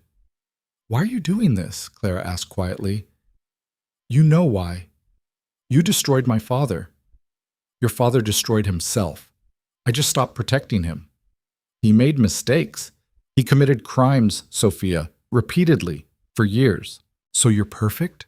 Sophia's voice rose slightly. Students at nearby desks looked over. She lowered it again. "You never made mistakes?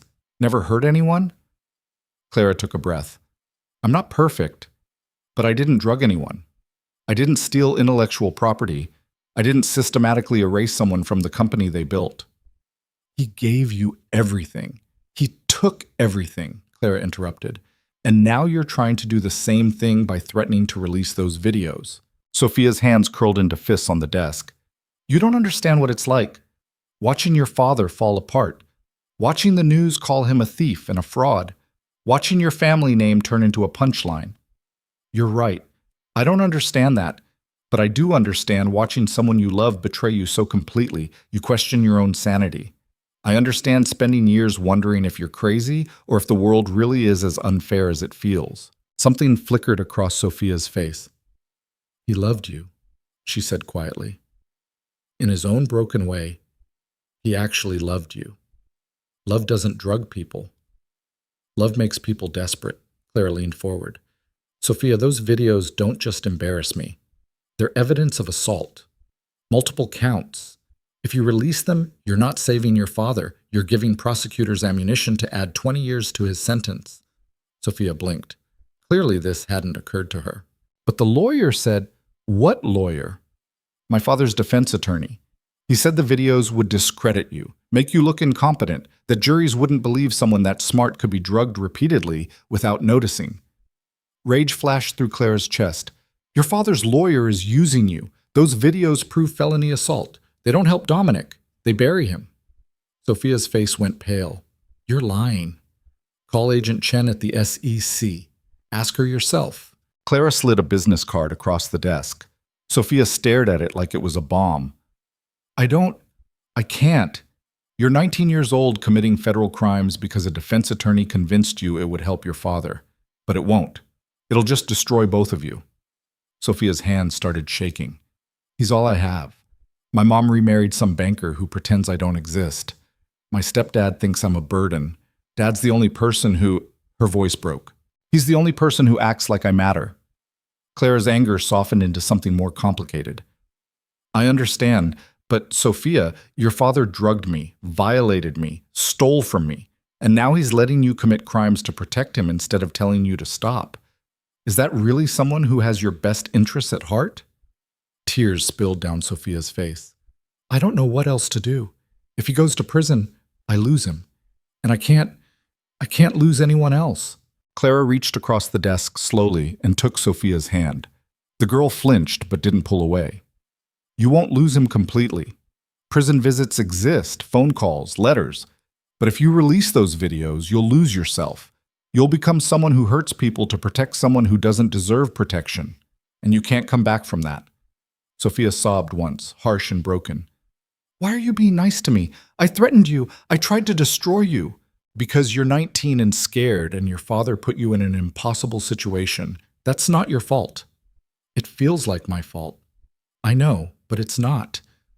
They sat like that, hands joined across the library desk while students studied around them, completely unaware of the negotiation happening in their midst. Finally, Sophia pulled her hand back and wiped her face. What do I do? Destroy the videos. All of them. Give me the drives. And then what? Then you go back to being a college student.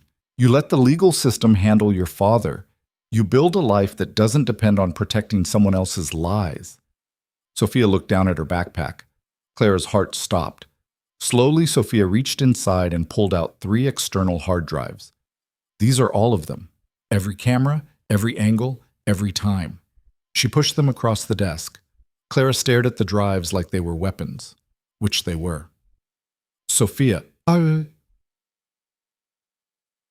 take them before I change my mind. Clara grabbed the drives and shoved them into her bag. What about the copies? There are no copies. Dad was paranoid about cloud storage, said networks could be hacked. Everything was on physical drives locked in his home office. Relief flooded Clara's system so suddenly she felt lightheaded. Thank you. Sophia laughed bitterly. Don't thank me. I still think you're destroying my father. I'm not destroying him. I'm just refusing to lie for him anymore. That's the same thing. Clara stood. No, it's not.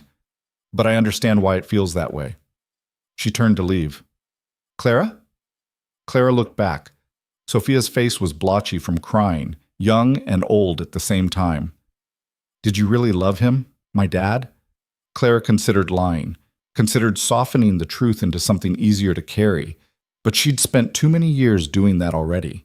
I loved who I thought he was. Turns out that person never existed. She walked out of the library into cold November air that tasted like freedom. Her phone exploded the moment she turned it back on. 17 missed calls from Min Jae, 23 from security, 8 from Agent Chen. She called Min Jae first. He answered before the first ring finished. Where the hell are you? Columbia. I met with Sophia. Alone? After everything? Clara, are you insane? Probably, but I have the drives. All of them. Silence. Then, say that again. Sophia gave me every hard drive with the surveillance footage. No copies, no cloud backup. It's over. Min Jae's exhale sounded like he'd been holding his breath for hours. Are you safe? Yes. Stay there. I'm sending a car. Min Jae, stay there, he repeated. Firmer now. Please. The rawness in his voice made Clara's throat tight. Okay. She sat on the library steps and waited. Students flowed past, backpacks, coffee cups, conversations about exams and relationships, and all the small dramas that filled lives not currently imploding. Clara envied them. 15 minutes later, a black SUV pulled up. Min Jae climbed out before it fully stopped. He crossed the distance between them in 3 long strides and pulled her into his arms hard enough to hurt. Clara let herself be held.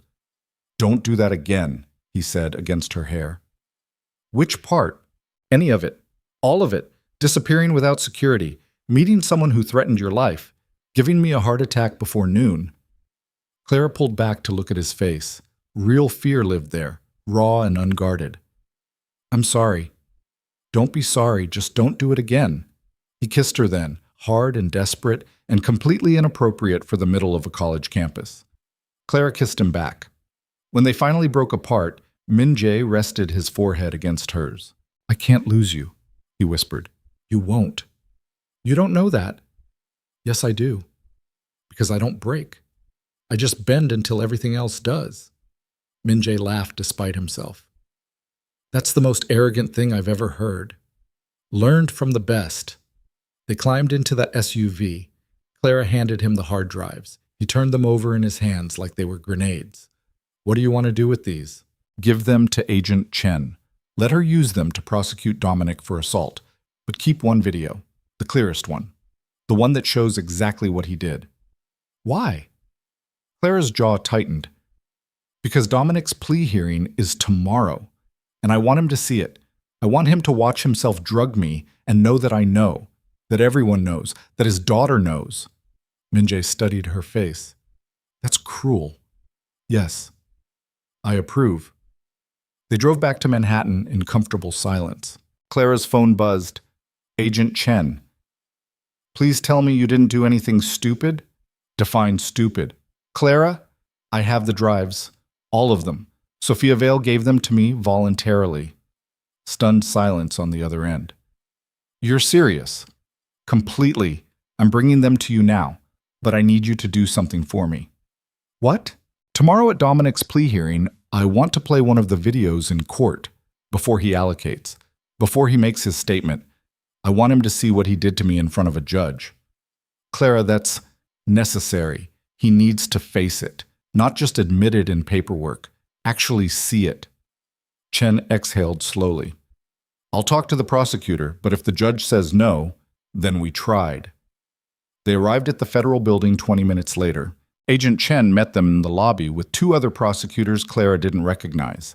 She handed over the drives like they were evidence in a murder trial, which, in a way, they were.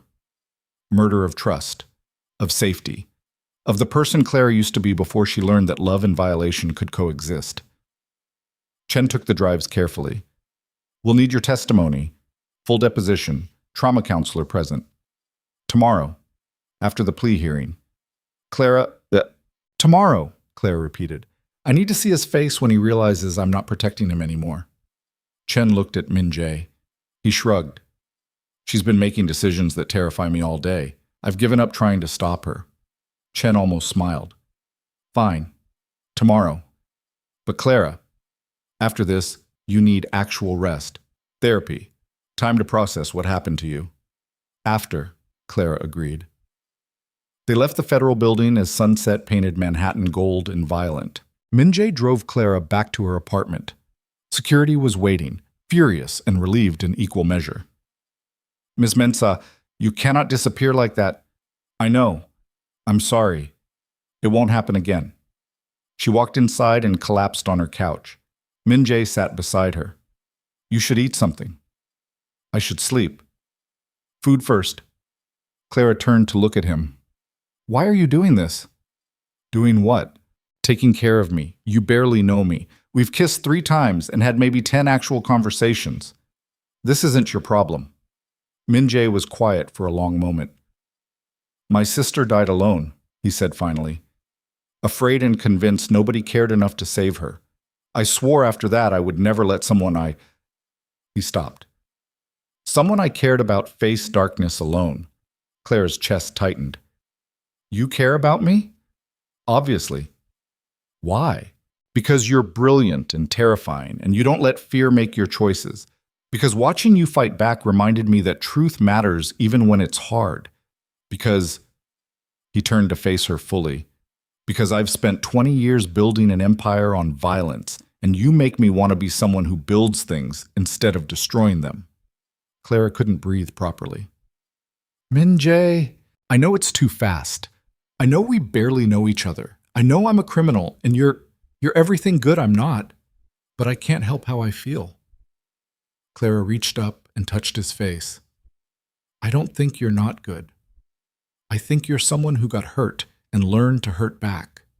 That's not the same thing. Isn't it? No. She kissed him softly. When they pulled apart, Min Jae's eyes held something raw. Tomorrow, when Dominic sees that video, are you ready for what comes after? Clara thought about it. Thought about standing in a courtroom while footage of her unconscious body played for judges and lawyers and court reporters. Thought about the articles that would be written, the think pieces, the debates about whether she was brave or broken or both. Thought about Dominic's face when he finally understood the full scope of what he'd done. No, she said honestly. But I'm doing it anyway. That's very on brand for you, Clara laughed despite everything. They ordered Thai food and ate on her couch while the sun finished setting and the weight of tomorrow pressed against the windows like a living thing. At midnight, Min Jae stood to leave. Security stays outside your door tonight. I know. And you call me if anything feels wrong. I will. He kissed her once more at the door. Tomorrow you reclaim the narrative. You show Dominic exactly what he did. And then you start healing. In that order? In that order. He left. Clara locked the door and walked to her bedroom. She should have felt afraid. Instead, she felt certain. Tomorrow, Dominic Vale would face consequences. Not abstract legal ones, real ones, the kind that required him to look at what he'd done and acknowledge the human cost. Clara climbed into bed and closed her eyes. And for the first time in weeks, she slept without nightmares. Because the truth was finally, completely free. And nothing, not Dominic's lawyers, not Sophia's threats, not the world's judgment, could bury it again. Morning came sharp and cold. Clara dressed in a charcoal suit that felt like armor, hair pulled back, minimal makeup, the kind of presentation that said professional, composed, unbreakable, even if she felt like shattered glass barely held together. Min-jae picked her up at 8. Agent Chen met them at the courthouse at 9. Dominic's plea hearing was scheduled for 10. They had 1 hour to prepare for the moment that would define everything. Chen pulled Clara into a conference room. The judge approved showing the video, but Clara, once we start this, there's no going back. Dominic will know you have everything. His lawyers will know. The media will know. Your privacy disappears completely. Clara's hands were steady. I stopped caring about privacy when Sophia threatened to release the footage anyway. At least this way, it's on my terms. Chen nodded. Okay, then let's destroy him. They walked into the courtroom at 9:55. The gallery was packed. Journalists, legal observers, former Novolux employees who'd watched the company implode and wanted to see the final chapter. Dominic sat at the defense table with his legal team. He looked smaller than Clara remembered, grayer, diminished in ways that had nothing to do with the expensive suit his lawyers probably picked out. When he saw Clara enter, something complicated crossed his face. Hope. Like maybe she was here to save him one last time. Clara met his eyes directly and watched the hope die. The judge entered. Everyone stood. The bailiff called the case, and Dominic Vale's final reckoning began. The prosecutor stood. Your Honor, before we proceed with the plea allocation, the government has additional evidence regarding the defendant's conduct that we believe is relevant to sentencing. The judge frowned. What kind of evidence? Video surveillance showing the defendant engaged in assault and battery against Dr. Clara Mensah on 47 separate occasions over a 3-year period. The courtroom erupted. Dominic's lawyers shot to their feet. Your Honor, we weren't informed. The evidence just came into our possession yesterday, the prosecutor explained.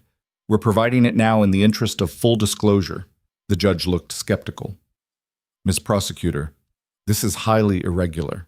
I understand, Your Honor, but the evidence is directly relevant to the defendant's character and the scope of his criminal conduct. The judge looked at Clara. Dr. Mensah, do you consent to this video being shown in open court? Clara stood. Her voice came out steady. Yes, Your Honor. Even knowing it will become part of the public record. Yes. The judge studied her face for a long moment, then nodded. Proceed. The lights dimmed, and on the screen at the front of the courtroom, the video began to play. Clara forced herself to watched herself drink the coffee, watched herself collapse, watched Dominic, the man she'd loved, trusted, built a company with, steal from her unconscious body with the practiced efficiency of someone who'd done it dozens of times. The courtroom was silent, not respectful silence, horrified silence. When the video ended, nobody moved. The judge looked at Dominic with something close to disgust. Mr. Vale, did you drug Dr. Mensah on the date shown in this video? Dominic's lawyer stood quickly. Your Honor, my client, I'm asking your client, counselor. Sit down. The lawyer sat. Dominic stood slowly. His face had gone chalk white. Yes, Your Honor, I did. And on other occasions as well? Dominic looked at Clara. She stared back, unflinching. Yes. How many times? I don't remember exactly. The government has 47 videos, the prosecutor interjected, each showing similar conduct over a 3-year period. The judge's jaw tightened. Mr. Vale, I've seen a lot of terrible things in this courtroom, but watching you drug someone who trusted you, someone you claimed to love, so you could steal her work. The judge shook their head. I'm rejecting the plea agreement. The charges will be amended to include multiple counts of assault, battery, and administering drugs without consent. Sentencing guidelines are now 25 to 30 years. Dominic's knees buckled. His lawyers caught him before he hit the floor. The courtroom exploded into noise, journalists shouting questions, spectators reacting, the bailiff calling for order. Clara stood perfectly still, watching Dominic realize that everything he'd built, including his escape plan, had just collapsed completely. Agent Chen leaned close. "You did it." Clara nodded, but she didn't feel victorious, she just felt tired. The judge gavelled the room to silence. "Mr. Vale, do you have anything to say for yourself?" Dominic looked at Clara one last time, and finally, she saw actual remorse in his eyes. "I'm sorry," he said, his voice cracked. "Clara, I'm so sorry. For all of it." Clara said nothing. Because sorry didn't undo 47 violations. Sorry didn't give her back the years she spent questioning her own sanity. Sorry was just a word. And words had stopped mattering a long time ago. The judge set a new trial date. Bailiffs led Dominic away in handcuffs. And Clara Mensa walked out of the courtroom into blinding camera flashes and shouted questions and the beginning of whatever came next. Min Jae was waiting outside. He took one look at her face and pulled her through the crowd toward the SUV. They drove away from the courthouse while news helicopters circled overhead, and Clara's phone exploded with notifications she'd never read. "Where do you want to go?" Min Jae asked. Clara thought about it. "Home? Atlanta. My actual life." "Okay, but not alone." Min Jae looked at her. "I'll come with you, for as long as you want." Clara took his hand. "That might be a while." "Good." They drove toward the airport while Manhattan disappeared in the rearview mirror and the future, uncertain, terrifying, and completely Clara's, spread out ahead like an unmapped road. She'd destroyed Dominic, reclaimed her truth, faced down threats that would have broken weaker people, and survived. Not unscathed, but alive. And sometimes Clara realized survival was the only victory that actually mattered. The flight to Atlanta felt like traveling through time itself. Clara sat in the private jet Min Jae had arranged, watching New York disappear beneath clouds that looked like they were erasing evidence. The city where she'd reclaimed her truth, destroyed Dominic's empire, and finally stopped running from what happened to her, all of it shrinking into nothing as the plane climbed higher. Min Jae sat across from her, working on his laptop with the focused intensity of someone who controlled empires that never slept. But every few minutes, his eyes would flick toward her, checking without asking if she was okay. Clara appreciated that more than words could express. Her phone had been on airplane mode since they boarded, but she could imagine the chaos exploding across every news outlet. The videos would be dissected, her unconscious face analyzed. Think pieces written about trust and violation and whether she should have known better. Part of her wanted to care. The rest was too exhausted to give any energy to strangers' opinions. "You're quiet," Min Jae said, closing his laptop. "I'm processing." "Want to process out loud?" Clara looked at him, this man who'd walked into her life like a storm, and somehow made the chaos feel survivable. "I keep waiting to feel victorious, like I won something. But mostly, I just feel empty." Min Jae nodded slowly. "That's normal. Revenge rarely delivers what people expect." "It wasn't revenge. Wasn't it?" Clara considered lying, considered maintaining the narrative that this was purely about justice and truth, but she'd spent too many years lying to herself already. "Maybe it started as justice," she admitted quietly.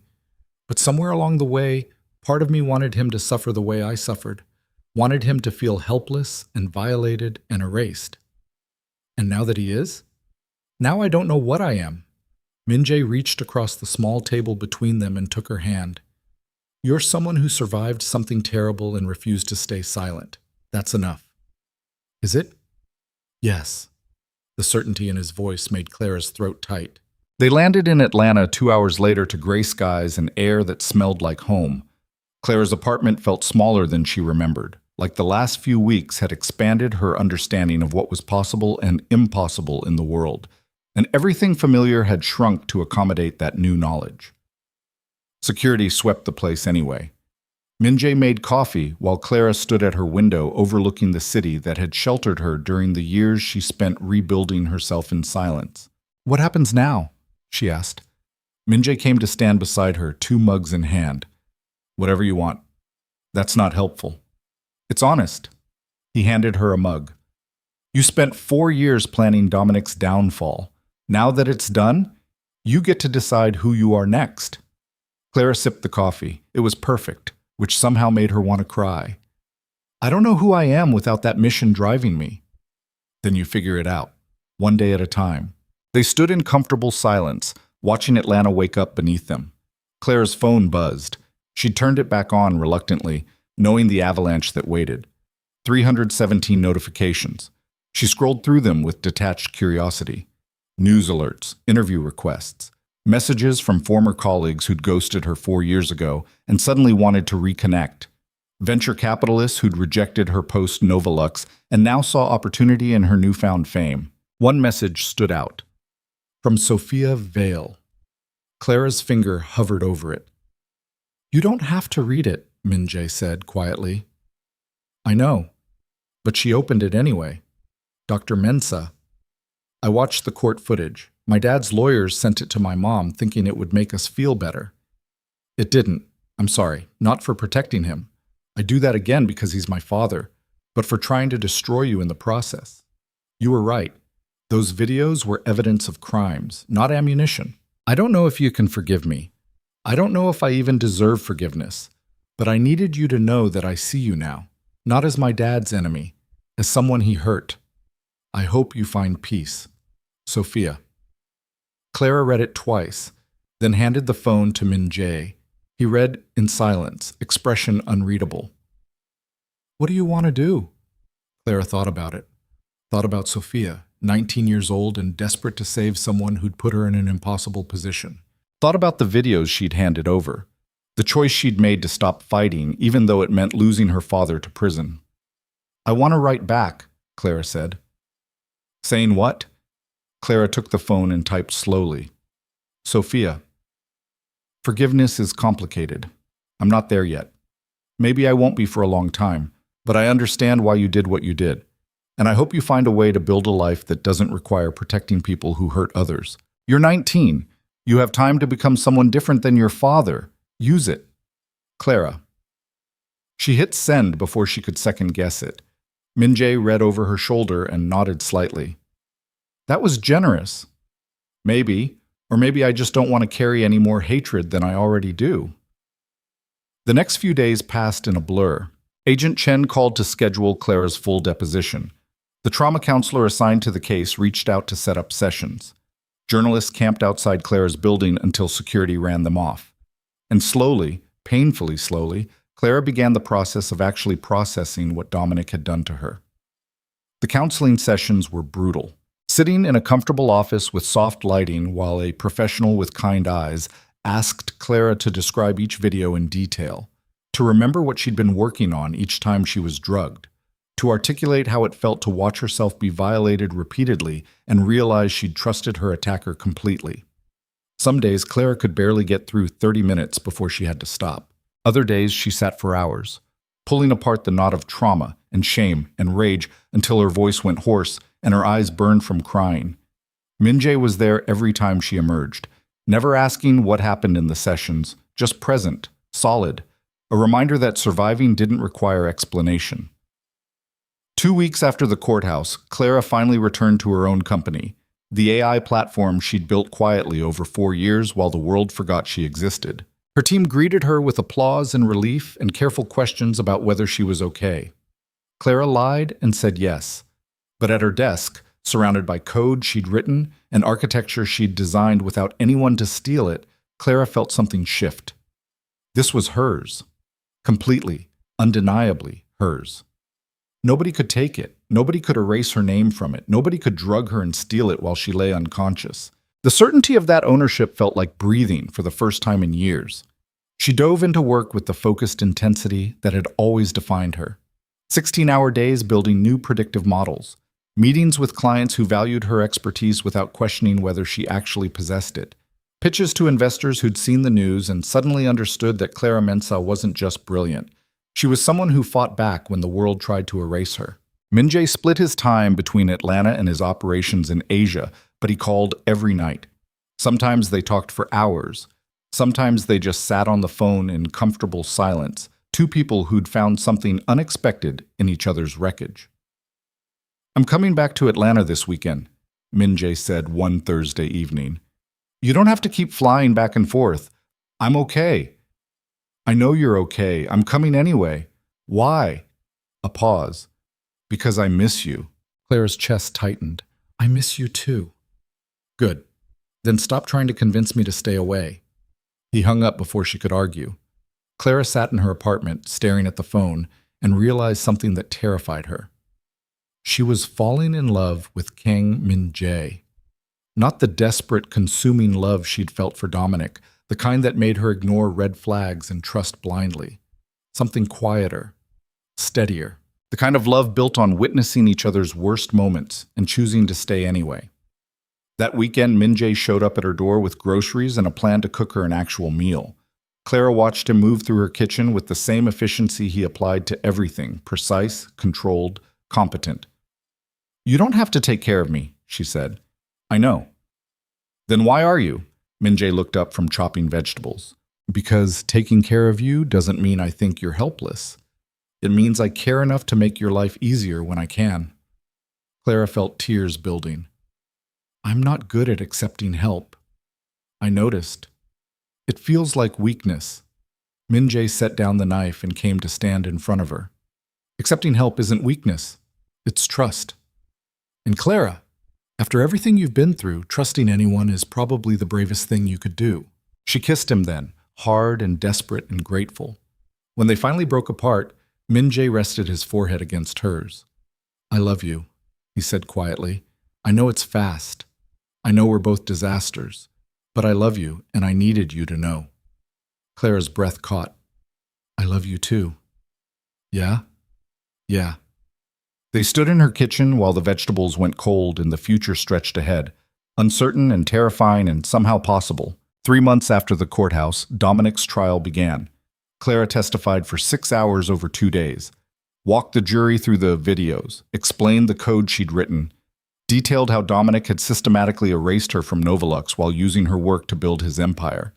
Dominic sat at the defense table, smaller than ever, while his lawyers tried desperately to mitigate what couldn't be mitigated. On the 3rd day, the prosecution rested. The defense called no witnesses. Because what defense existed for 47 videos showing assault? The jury deliberated for 90 minutes. Guilty on all counts. The sentencing hearing happened 2 weeks later. The judge handed down 28 years with possibility of parole after 20. Dominic would be 73 years old before he walked free. Clara sat in the gallery while bailiffs led him away and felt absolutely nothing. No satisfaction, no relief, no vindication, just emptiness where hatred used to live. Agent Chen found her outside the courthouse. "How are you holding up?" "I don't know yet." "That's fair." Chen handed her a business card. "That's my personal number. If you ever need anything, testimony for other cases, resources, or just someone who understands what you went through, call me." Clara took the card. "Thank you. For believing me. For building a case that actually held him accountable. You did the hard part. I just helped document it." They shook hands, and Clara walked away from the courthouse for the last time, leaving Dominic Vale's destruction in the rearview mirror. 6 months after the trial, Clara's company signed a major contract with a tech conglomerate that valued her predictive engine at numbers that made her dizzy.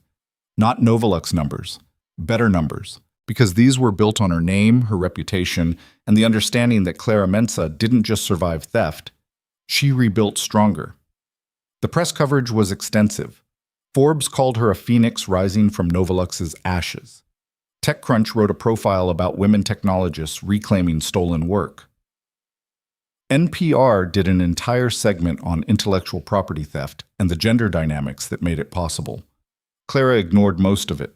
She'd learned that other people's narratives about her life mattered less than the truth she carried inside herself. Min-jae proposed on a Tuesday. No grand gesture, no elaborate planning. They were sitting in her apartment eating takeout when he set down his chopsticks and pulled a ring from his pocket. "Marry me," he said simply.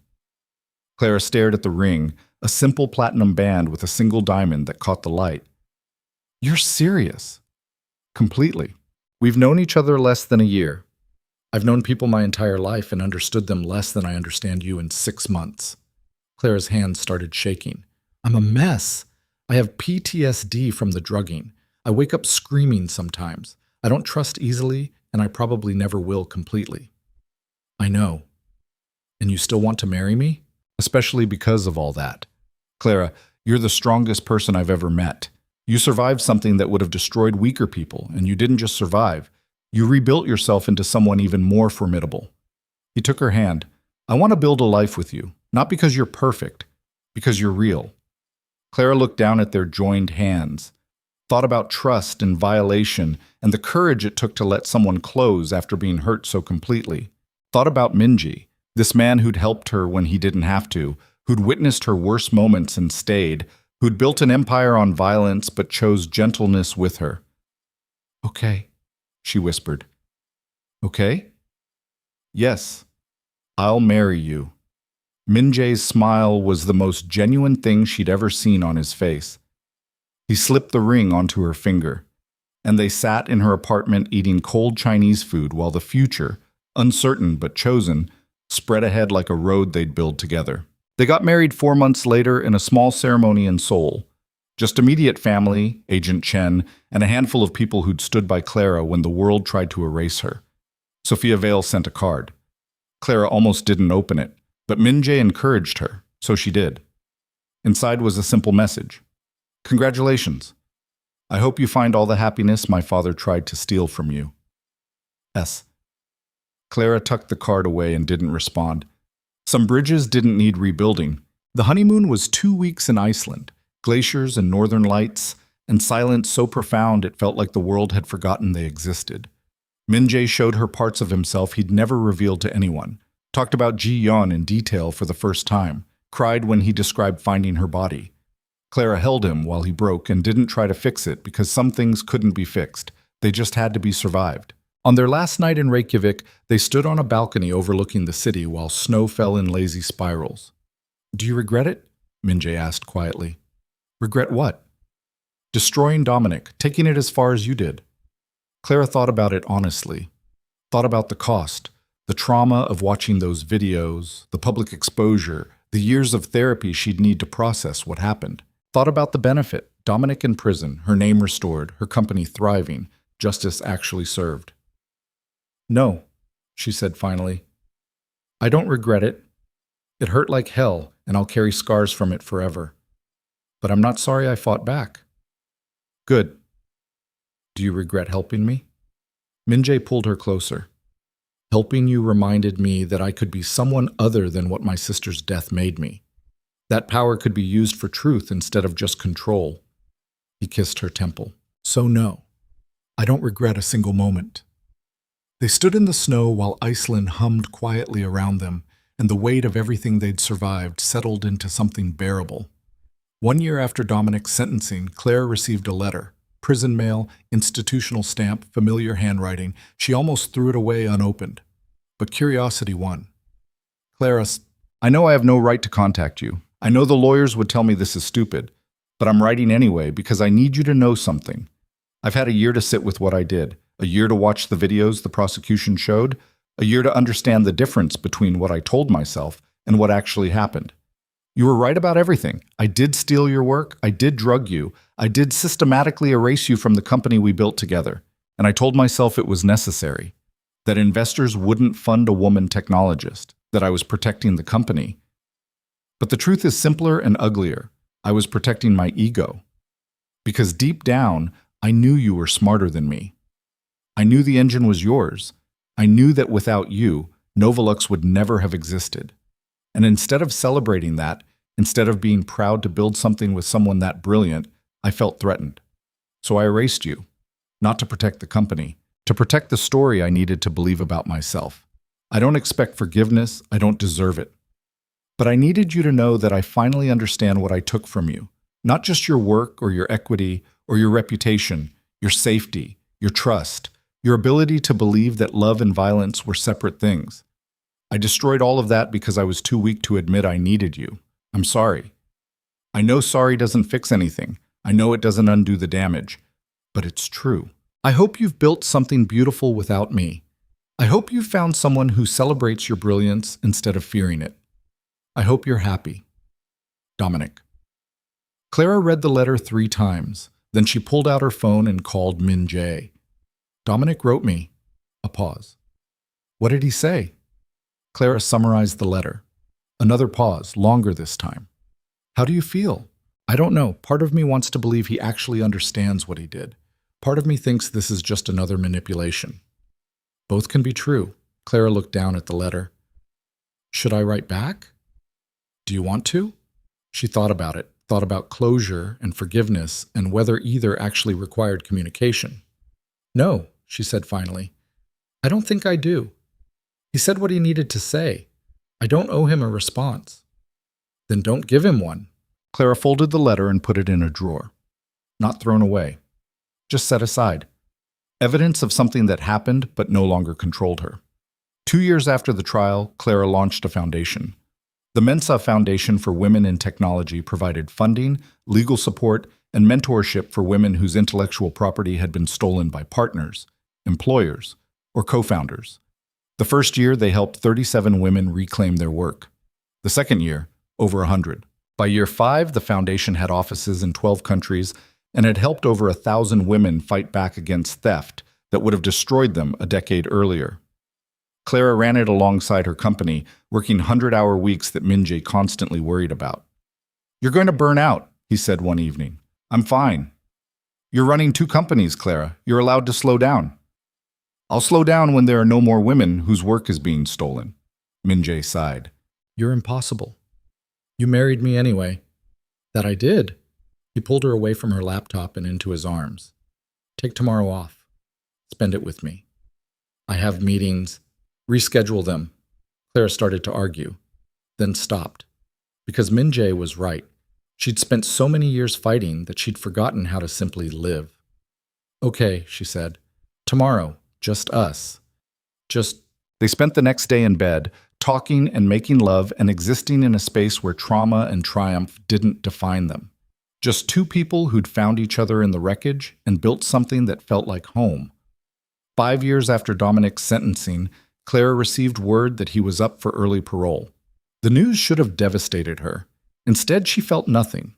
Just mild curiosity about whether the parole board would actually release him. They didn't. Denied for insufficient demonstration of rehabilitation.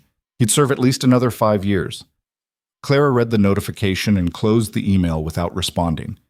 Dominic Vale's imprisonment wasn't her victory anymore.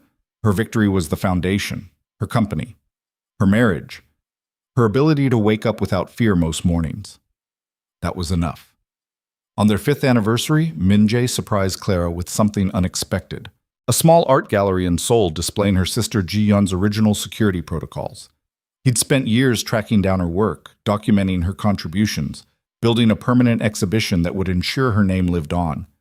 Clara walked through the gallery with tears streaming down her face. Each display showed Ji-yeon's brilliance, her innovation, her impact. And at the center of the final room was a plaque, in memory of Kang Ji-yeon, whose work revolutionized digital security and whose story reminds us that genius should be celebrated, not stolen. This gallery exists because one woman refused to let theft be the end of the story. Dedicated by Kang Min Jae and Dr. Clara Mensah. Clara turned to her husband with wonder in her eyes. You did this for her. We did this for her. The foundation model, protecting intellectual property, centering women's voices, that was your vision. I just applied it to my sister's legacy. Clara kissed him in the middle of the gallery while visitors walked past, and Ji-yeon's work stood as permanent proof that some stories didn't end with erasure. Sometimes they ended with resurrection. 7 years after the courthouse, Clara sat in her office overlooking Atlanta and realized something profound. She was happy. Not perfectly healed, not undamaged, but genuinely, thoroughly happy. Her company had gone public at a valuation that made Novolux look small. The foundation had helped thousands of women reclaim stolen work. Her marriage was solid, built on honesty and shared trauma and the kind of deep understanding that only came from witnessing each other's worst and choosing to stay anyway. And most importantly, Clara had learned to live without the weight of Dominic's theft defining her. He was just a chapter now, an ugly one, but finished. Her phone buzzed. Message from Min Jae. Coming home early. Miss you. Clara smiled. Miss you too. I'll cook. You can't cook. I'll order takeout and pretend I cooked. Perfect. She set down her phone and looked out over the city that had sheltered her during the years she spent rebuilding. Atlanta hadn't changed much, but Clara had transformed completely. From the woman who got erased to the woman who fought back. From victim to survivor to someone who used her survival to protect others. That evolution hadn't been easy. It had cost her peace, privacy, years of therapy, and the ability to trust without questioning. But it had given her something more valuable. The certainty that she would never again let someone else define her worth. The knowledge that truth mattered more than comfort. The understanding that love without respect was just pretty violence. And the absolute conviction that Clara Mensah, architect, entrepreneur, wife, survivor, was exactly who she was supposed to be. Flawed, scarred, unbreakable. She closed her laptop and headed home to her husband, carrying the weight of everything she'd survived and everything she'd built from those ashes. Dominic Vale had tried to erase her, but Clara Mensah didn't erase. She rebuilt, stronger, fiercer, more herself than ever. And as the Atlanta sun set behind her and the future stretched ahead like an invitation, Clara understood the most important truth of all. Some stories didn't end with revenge or justice or perfect closure. Some stories just ended with survival. And survival, real, messy, imperfect survival, was the only victory that actually lasted. She drove home through evening traffic, past buildings and people and lives that didn't know her story and didn't need to. Because Clara's story wasn't for everyone anymore. It was just for her and the people she chose to share it with. And that, finally, impossibly, beautifully, was enough. Min Jae was waiting when she got home, takeout already ordered, wine already poured. They ate on the couch with bad reality TV playing in the background and his arm around her shoulders. Ordinary, simple, safe. Everything Dominic had tried to steal and failed to destroy. I love you, Clara said quietly. Min Jae kissed her temple. I love you too. And in that moment, surrounded by the life she'd built from nothing but brilliance and stubborn refusal to disappear, Clara Mensah was completely, thoroughly free. Not because Dominic was in prison, not because justice had been served, but because she'd finally learned the difference between winning and surviving. And she'd chosen survival, every single day. Until it became something that looked a lot like happiness.